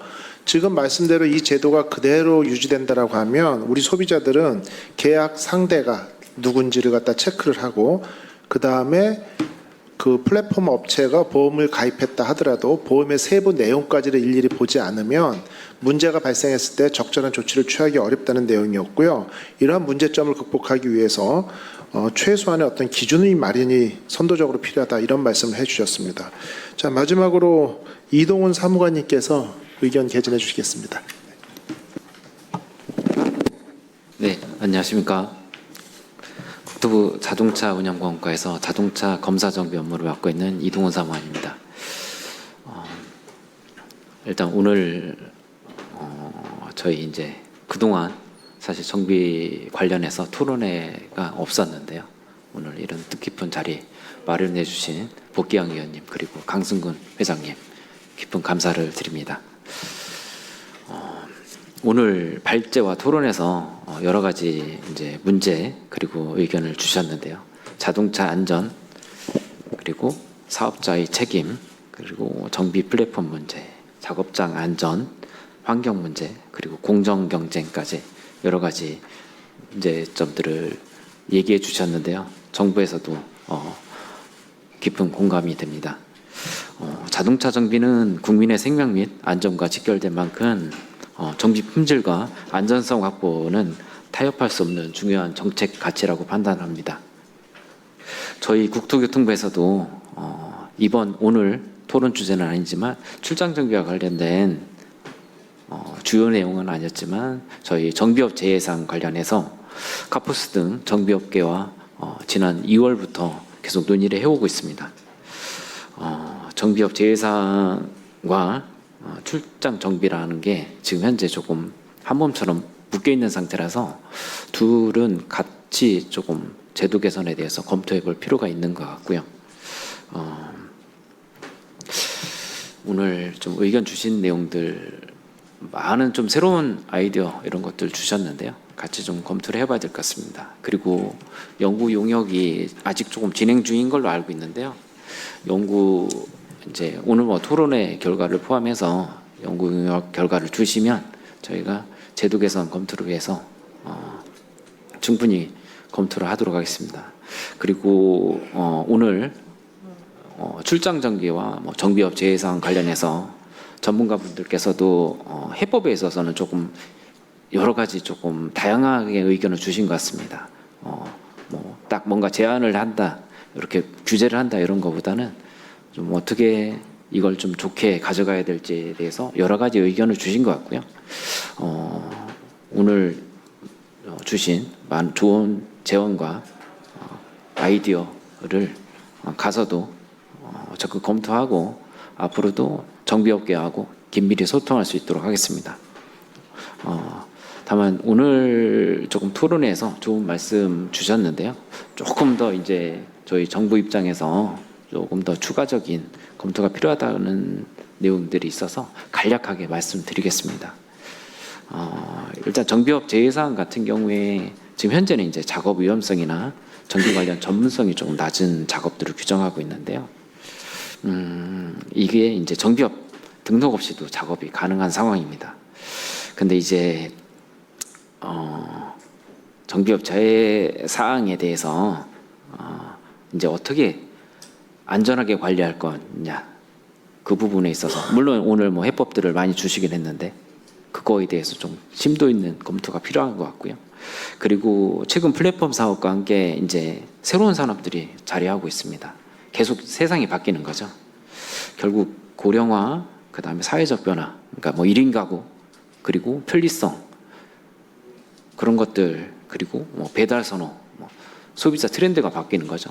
그 상황에서 이제 안전뿐만 아니라 소비자 가치는 어떻게 지켜야 되는지 그거에 대해서도 신중한 접근이 필요한 것 같습니다. 그리고 정비업 재해상 같은 경우에 이제 96년 12월부터 도입된 제도로 한 30년 정도 지금 유지된 상태입니다. 그렇게 되다 보니까 지금 현재 이제 정비업 재해상을 업으로 하는 업체들이 상당히 많은 상태입니다. 지금 이제 출장 정비에 대한 문제도 말씀을 해주셨는데 정비업 재해상 같은 경우에도 이제 그걸 업으로 하는 업계도 상당히 영향이 있을 것 같고요. 그런 측면에서 봤을 때 이 이제 정비업 재해상을 업으로 하는 곳들을 어떻게 이제 제도권으로 관리할지 뭐 아이디어를 많이 주시긴 했는데요. 이제 전면적인 뭐 영업 제한이나 이런 측면으로 말씀해 주신 건 아닌 걸로 생각이 되고요. 다만 이제 이들을 제도권 안으로 들이는 게 맞는지 아니면 제도권 안으로 들인다면 어떻게 이들을 관리할지 이제 그런 것들에 대해서 좀 충분히 검토를 해봐야 될 것 같습니다. 쉽지는 않을 것 같은 게요. 이제 물론 이제 자동차 아까 처음에 말씀드린 대로 안전 그다음에 소비자 권익 측면에서는 뭐 양보할 수 없는 가치이긴 하지만 어쨌거나 지금 아까 말씀드린 대로 이분들에 대해서 생각을 좀 안 할 수는 없는 상태고요. 그런 걸 어떻게 해결할지에 대해서 좀 검토가 필요한 것 같습니다. 오늘 좋은 의견 많이 주시고 계신데요. 결국 출장 정비를 소비자가 안심하고 편리하게 이용할 수 있도록 하느냐의 문제 같습니다. 저희 정부에서도 출장 정비나 정비업 재해상이 어떻게 제도권에서 더 관리를 잘할 수 있는지에 대해서 더 많이 고민을 해야 될 것 같습니다. 좋은 제도라도 어떻게 개선할지 방법을 충분히 검토를 하고 그리고 여러 가지 의견을 들어서 부작용 없이 이렇게 시행을 해야 된다고 보고요. 그래야 국민적 공감대를 얻을 수 있다고 봅니다. 아까 이제 좀 여러 가지 말씀을 해주신 것 중에 좀 뭐 반대나 이런 것들도 많이 있었던 이제 사례도 얘기를 해주셨는데 그런 이제 좀 시행착오죠. 그걸 겪지 않으려면 결국에 좀 저희와 정비업계가 계속 좀 논의를 해가고 의견도 계속 받으면서 이렇게 오늘 같은 자리를 좀 계속 갖는 게 좋다고 생각합니다. 오늘 토론회 통해서 좋은 의견 나누게 되어 감사드리고요. 국회 그리고 정비업계와 더욱 긴밀히 소통해 나가도록 하겠습니다. 감사합니다. 예, 이동훈 사무관께서는 일단은 뭐 똑같은 전미어죠. 소비자가 안심하고 이용할 수 있는 제도의 안착을 위해 가지고 뭐 준비를 많이 하겠다 말씀해 주셨고요. 결국은 필요성을 충분히 느꼈다는 게 상당히 중요하고요. 일단은 필요성을 느꼈다는 게 이제 시작인 것 같고 절반의 성공이라고 보여줄 수 있겠습니다. 일단은 이렇게 토론을 좀 마치도록 하고요. 지정 토론은 끝났고 질문을 받도록 하겠습니다. 네. 마이크 좀.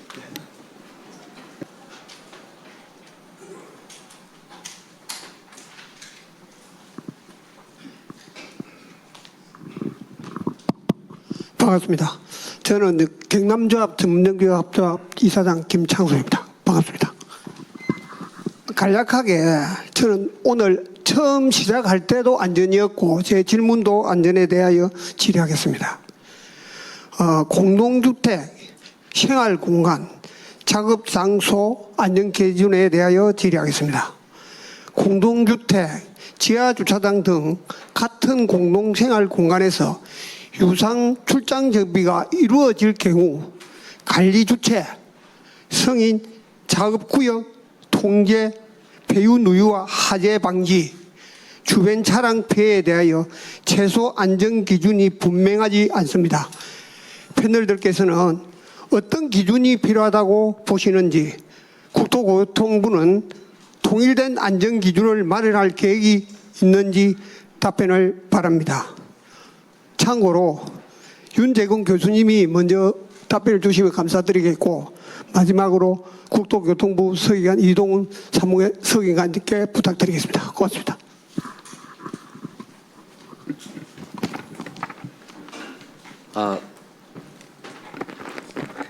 지금 질문 주신 내용은 사실은 저희 패널들이 답변하기 어려운 부분이 좀 있는 것 같습니다. 현재 저희가 논의하고자 하는 향후 구체적인 그 방안들을 좀 논의가 필요한 부분이라고 보여지는 부분이고요.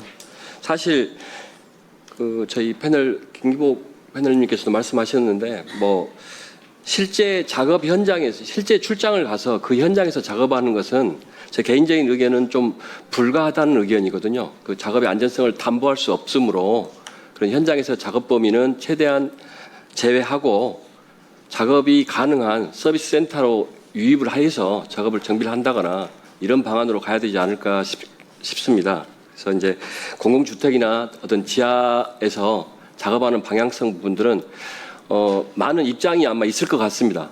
또 현실적인 대안이 있을 수도 있고 그런 부분들은 향후 여러 의견들을 좀 받아서 좀 논의가 좀 필요하지 않을까 하는 생각입니다. 이 부분은 네. 국토교통부 사무관님 이동훈 사무관님이 좀 답변을 명확하게 좀 해주시면 감사하겠습니다. 좀 전에 말씀해 주신 대로 지금 사실 패널들이 뭐 확답을 드릴 만한 내용은 아닌 것 같고요. 다만 지금 이제 오늘 계속 말씀해 주신 게 결국 출장 정비에 대한 문제를 좀 말씀해 주신 부분이고요. 그렇기 때문에 이거에 대해서 이제 검토를 해봐야 된다고 생각을 하고 있고요. 다만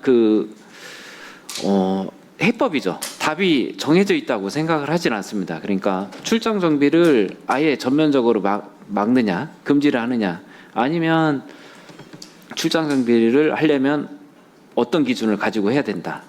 그러니까 기준이라는 게 사람, 뭐 시설, 아니면 구역이 될 수도 있겠죠. 이렇게 가져갈 수도 있고요. 방법이 그러니까 출장 정비를 금지하는 게 맞다. 이렇게 답하기는 좀 어렵습니다. 그게 이제 답이라고 보지는 않고요. 지금 그러니까 제가 여기서 그게 답이다 이렇게 말씀드릴 만한 내용은 아닌 것 같고요. 계속 좀 정비업계하고 얘기를 해봐야 될 것 같습니다. 정부에서 추가 조치는 꼭 필요하다고 보십니까? 확답을 드리긴 어렵지만 이건 좀 계속 얘기를 해봐야 될 것 같습니다. 해본다는 게 검토를 해봐야 될 사안으로 판단됩니다. 지금 택시 같은 경우에도 결국에 새로운 플랫폼이 등장하고 업계 간 갈등이 있었고요. 그때 문제도 발생했습니다. 이번에도 사실 정비업계가 있고 그다음 출장 정비라는 새로운 산업이 어찌 보면 좀 이제 계속 충돌하는 형태이기 때문에 이거에 대해서는 좀 계속적인 검토가 필요하다고 판단됩니다. 예, 감사합니다. 정부의 후속 조치가 꼭 있기를 바랍니다. 고맙습니다. 예, 마이크 받아서 해주시기 바랍니다.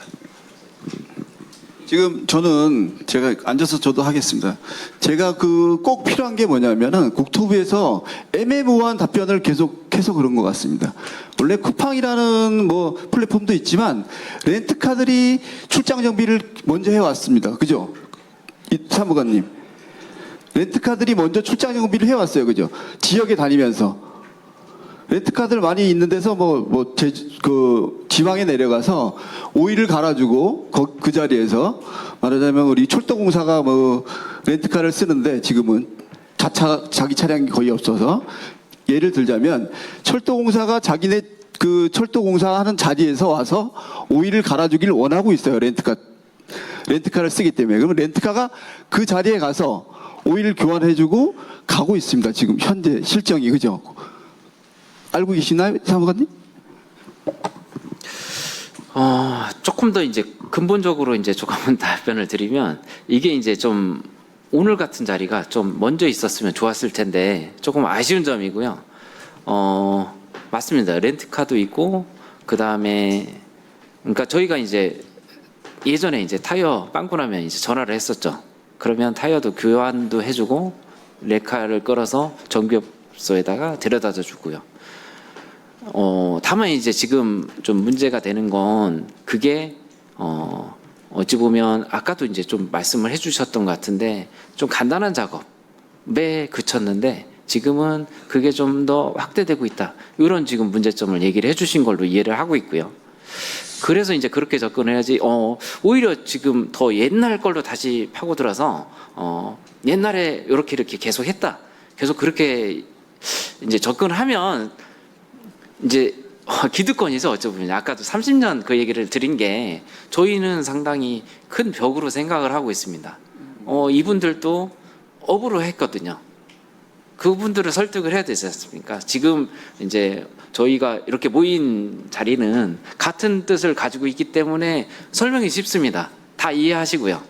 근데 반대 입장을 가지고 계신 분들은 다른 얘기를 하시거든요. 그렇지 않습니까? 저희 이제 말하자면 보험 서비스는 문잠김, 시동, 그죠? 시동, 타이어 펑크 났을 때 바람 주입해 주는 거. 이렇게 해서 보험 서비스는 카센터로 이동하게끔 유입을 시켰었거든요, 사실은. 근데 렌트카의 엔진오일 교환 서비스를 시작하면서 쿠팡이라는 플랫폼이 생겼고, 그걸 교묘히 이용해서 그걸 엔진오일 타이어 교환을 밖에서 하는 거거든요. 아까 우리 김기복 패널께서 말씀하셨듯이 뭔가 도어투도어 이호건 교수님도 말씀하셨듯이 도어투도어 서비스도 저희는 진행하고 있고요. 학원에 있는데 시간 날 때 예약을 받아서 학원에 있는데 교통부가 정확하게 명확하게 선을 이렇게 거주셨으면 이런 일이 일어나지 않을 겁니다. 차에 있을 때는 엔진오일이지만 차에서 뺀과 동시에 폐유거든요. 그 폐유 양을 얼마큼 소비하는지에 따라서 국토교통부가 되느냐 안 되느냐를 따지면 안 되는 거거든요. 사실은 폐유는 우리가 지정 폐기물이기 때문에 정확하고 명확하게 치워야 되는 거거든요. 그런데 그 정확하고 명확하게 치워야 되는 폐유를 양에 따라서 규제하고 있거든요.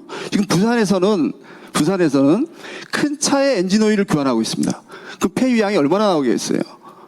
엄청나게 많은 양이 나오고 있거든요. 아예 금지시켜야 된다는 말씀을 먼저 드리고요. 그래야지만 지금 말씀하신 아까 보험 서비스가 이 업소로 갖고 갈 수 있는 방향이 되거든요. 그러면 아무 문제가 없거든요, 사실은. 실질적으로는. 지금 말씀해 주신 거 충분히 이해가 가는데요. 일단은 정부의 대변인으로서 국토부를 대변해서 오신 입장에서 그럼 이렇게 해보겠습니다 한마디가 이게 박제가 됩니다. 그래서 상당히 조심스럽고 중립적인 입장에서 이야기를 하는 거는 저희가 이해를 좀 해야 되고요. 다만 여기서 몇 번 사무관님 말씀하신 것처럼 필요성에 대해서는 분명히 느끼신 것 같거든요. 그리고 제가 아까 중간에 전동휠 이야기한 것처럼 이게 선도적으로 처음에 이제 렌트카에서 시작된 게 이렇게 좀 번졌다, 들풀처럼 말씀해 주셨는데 지나간 것은 아쉽지만 이제 어쩔 수 없고요. 이게 더 이상 확산되면서 걷잡을 수 없을 정도로 소비자들의 피해, 그다음 정비업계의 피해가 커지기 전에 가이드라인을 만들어야 된다는 것은 동의를 했습니다. 결국은 이제 사무관님께 당부드리고 싶은 것은 필요성은 충분히 인지하셨는데 시간이 넉넉지 않다는 말씀인 거죠. 예전에 전동휠처럼 이걸 천천히 여유를 갖고 우리가 논의를 해보자 하면서 시간이 많이 지날수록 손봐야 될 부분이 점차 늘어날 수 있기 때문에 선도적인 입장에서 조금 서둘러서 아까 말씀해 주신 것처럼 2차, 3차 토론회를 올해 안에 여러 번 반복하면서 필요성을 계속 언급을 하고 그 부분에 대한 가이드라인을 조금 서둘러 준비해 주셨으면 하는 요청이라고 해석됩니다. 예. 또 다른 질문, 예.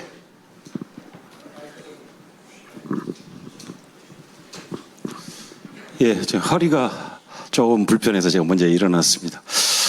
저는 경기도조합 이사장 양복승입니다. 오늘 먼저 발제 토론회에서 패널님들께서 말씀해 주셨던 내용을 좀 요약을 해서 좀 제가 간단하게 좀 말씀을 드리겠습니다. 최근 차량 정비 플랫폼 이용하는 소비자들은 플랫폼 브랜드만 보고 예약 및 서비스를 이용하고 있습니다. 그러나 실제 계약, 현장 출동 작업자의 재위탁 여부 및 기술자의 자격 요건, 그다음에 차량 정비 후 정비 불량 및 사고 발생 시 배상 보험 가입 등 여부 등을 소비자가 직접 확인하기가 어렵다는 게 현실입니다. 이로 인해 사고 발생 시 책임 소재를 명확히 추적하기가 곤란한 상황이라는 것을 익히 다 알고 계실 겁니다. 또한 가격, 배차, 결제, 환불 등 통제하는 플랫폼의 경우 책임 사업자 표시와 작업 기록, 정비 이력 전송의 의무를 부활할 필요성에 대해 제기하고 싶습니다. 이에 국토교통부는 다음 사항을 검토해 주시기 건의드립니다. 실태조사는 플랫폼 운영 실태 및 소비자 피해 사례에 대한 전면적인 조사와 제도 개선은 책임 사업자 표시의 의무, 그다음에 배상의 보험, 작업 기록 및 정비 이력 전속 등에 관한 부분이고요. 후속 일정으로는 제도 개선 추진 계획과 일정을 공개해 주시기 바라며 말씀드리는 내용에 대해 오늘 참석하신 패널 여러분들의 의견을 듣고 싶습니다.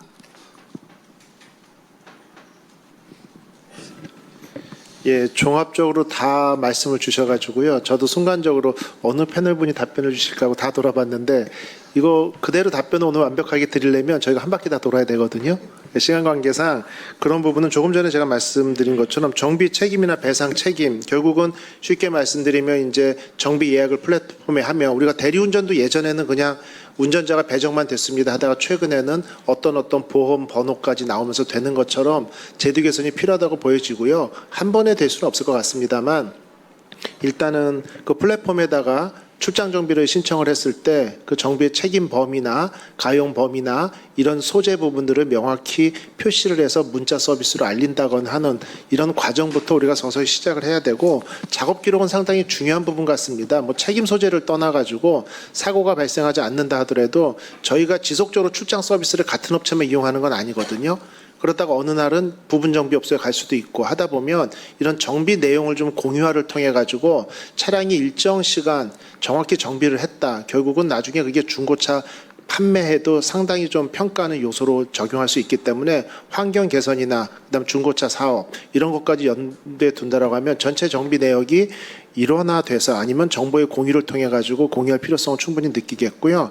이 부분에 대해서는 조금 전에 말씀드린 것처럼 시간 관계상 지금 명확한 답변은 좀 어렵겠습니다만 조금 전에 제가 말씀드린 것처럼 이런 토론회가 앞으로 2차, 3차 뭐 2달에 한 번씩 계속 이어지면서 사무관님을 좀 더 압박을 해서 좀 더 서둘러서 진행해 주실 수 있도록 우리 계기를 만드는 게 중요하다고 볼 수 있겠습니다. 네.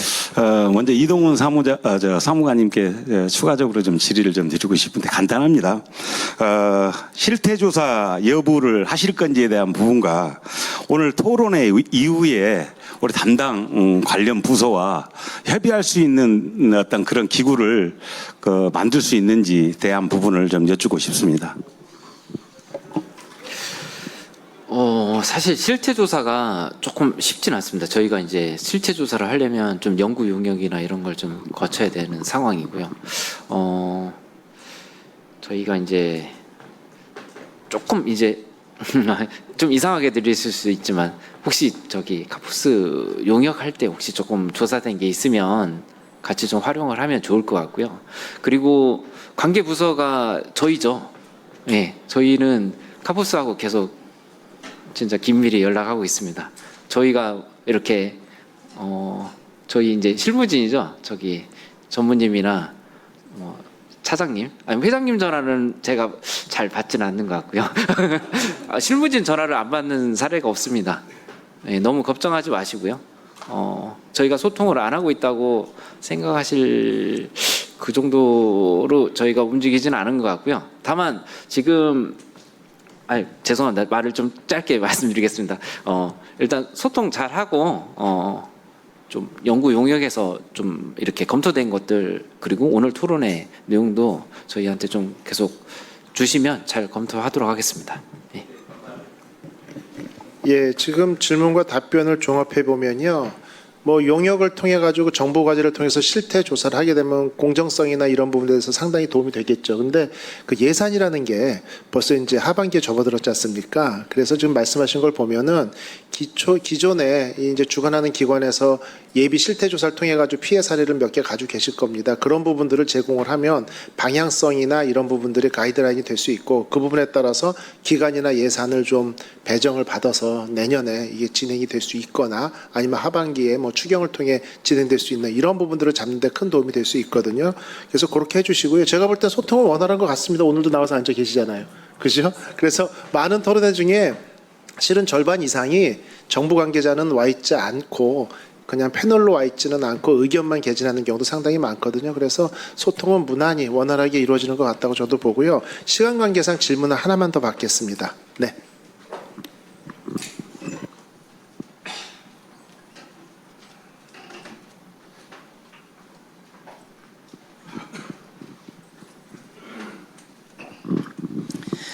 네, 마지막으로 마이크를 잡을 수 있도록 해주셔서 좌장님 감사합니다. 저는 정비업으로 운영한 지 한 40여 년이 넘었습니다. 잠깐 말씀을 드리겠습니다.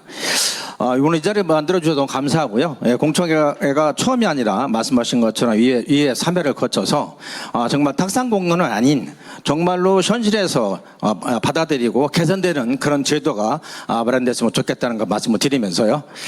오늘 여기 줄이신 유인물 자료를 보니까 15쪽 밑에 하단에 정말 잘 나와 있습니다. 이게 자가정비법과 저희 전문정비업에 대해서 정확히 잘 만들어 주셨고요. 저희들은 여기 등록업소는 허가 범위 안에 어떤 행위를 하면 범칙금 또는 영업정지 아니면 폐업을 하게 되어 있습니다. 그런데 우리 이동훈 우리 사무관님한테 다시 한번 질문 드리는데요. 그런데 플랫폼 회사들 저희들은 앞으로 어쩔 수 없이 플랫폼 회사들과 공존할 수밖에 없는 상황에 있는 건 맞습니다. 인정합니다. 없을 수 없이 인정하지만 그러면 똑같은 잣대를 다달라는 거 말씀을 드리고 싶어요. 아까 여러 말씀하셨죠. 환경, 폐기물 말씀 안 해줬습니다. 저희들은 저희가 뭐 실례로 잠깐 설명을 드리면 몇 달 전에 저희 조합원이 폐업을 당했습니다. 관청으로부터 폐업을 당했습니다. 이유는 뭘까요?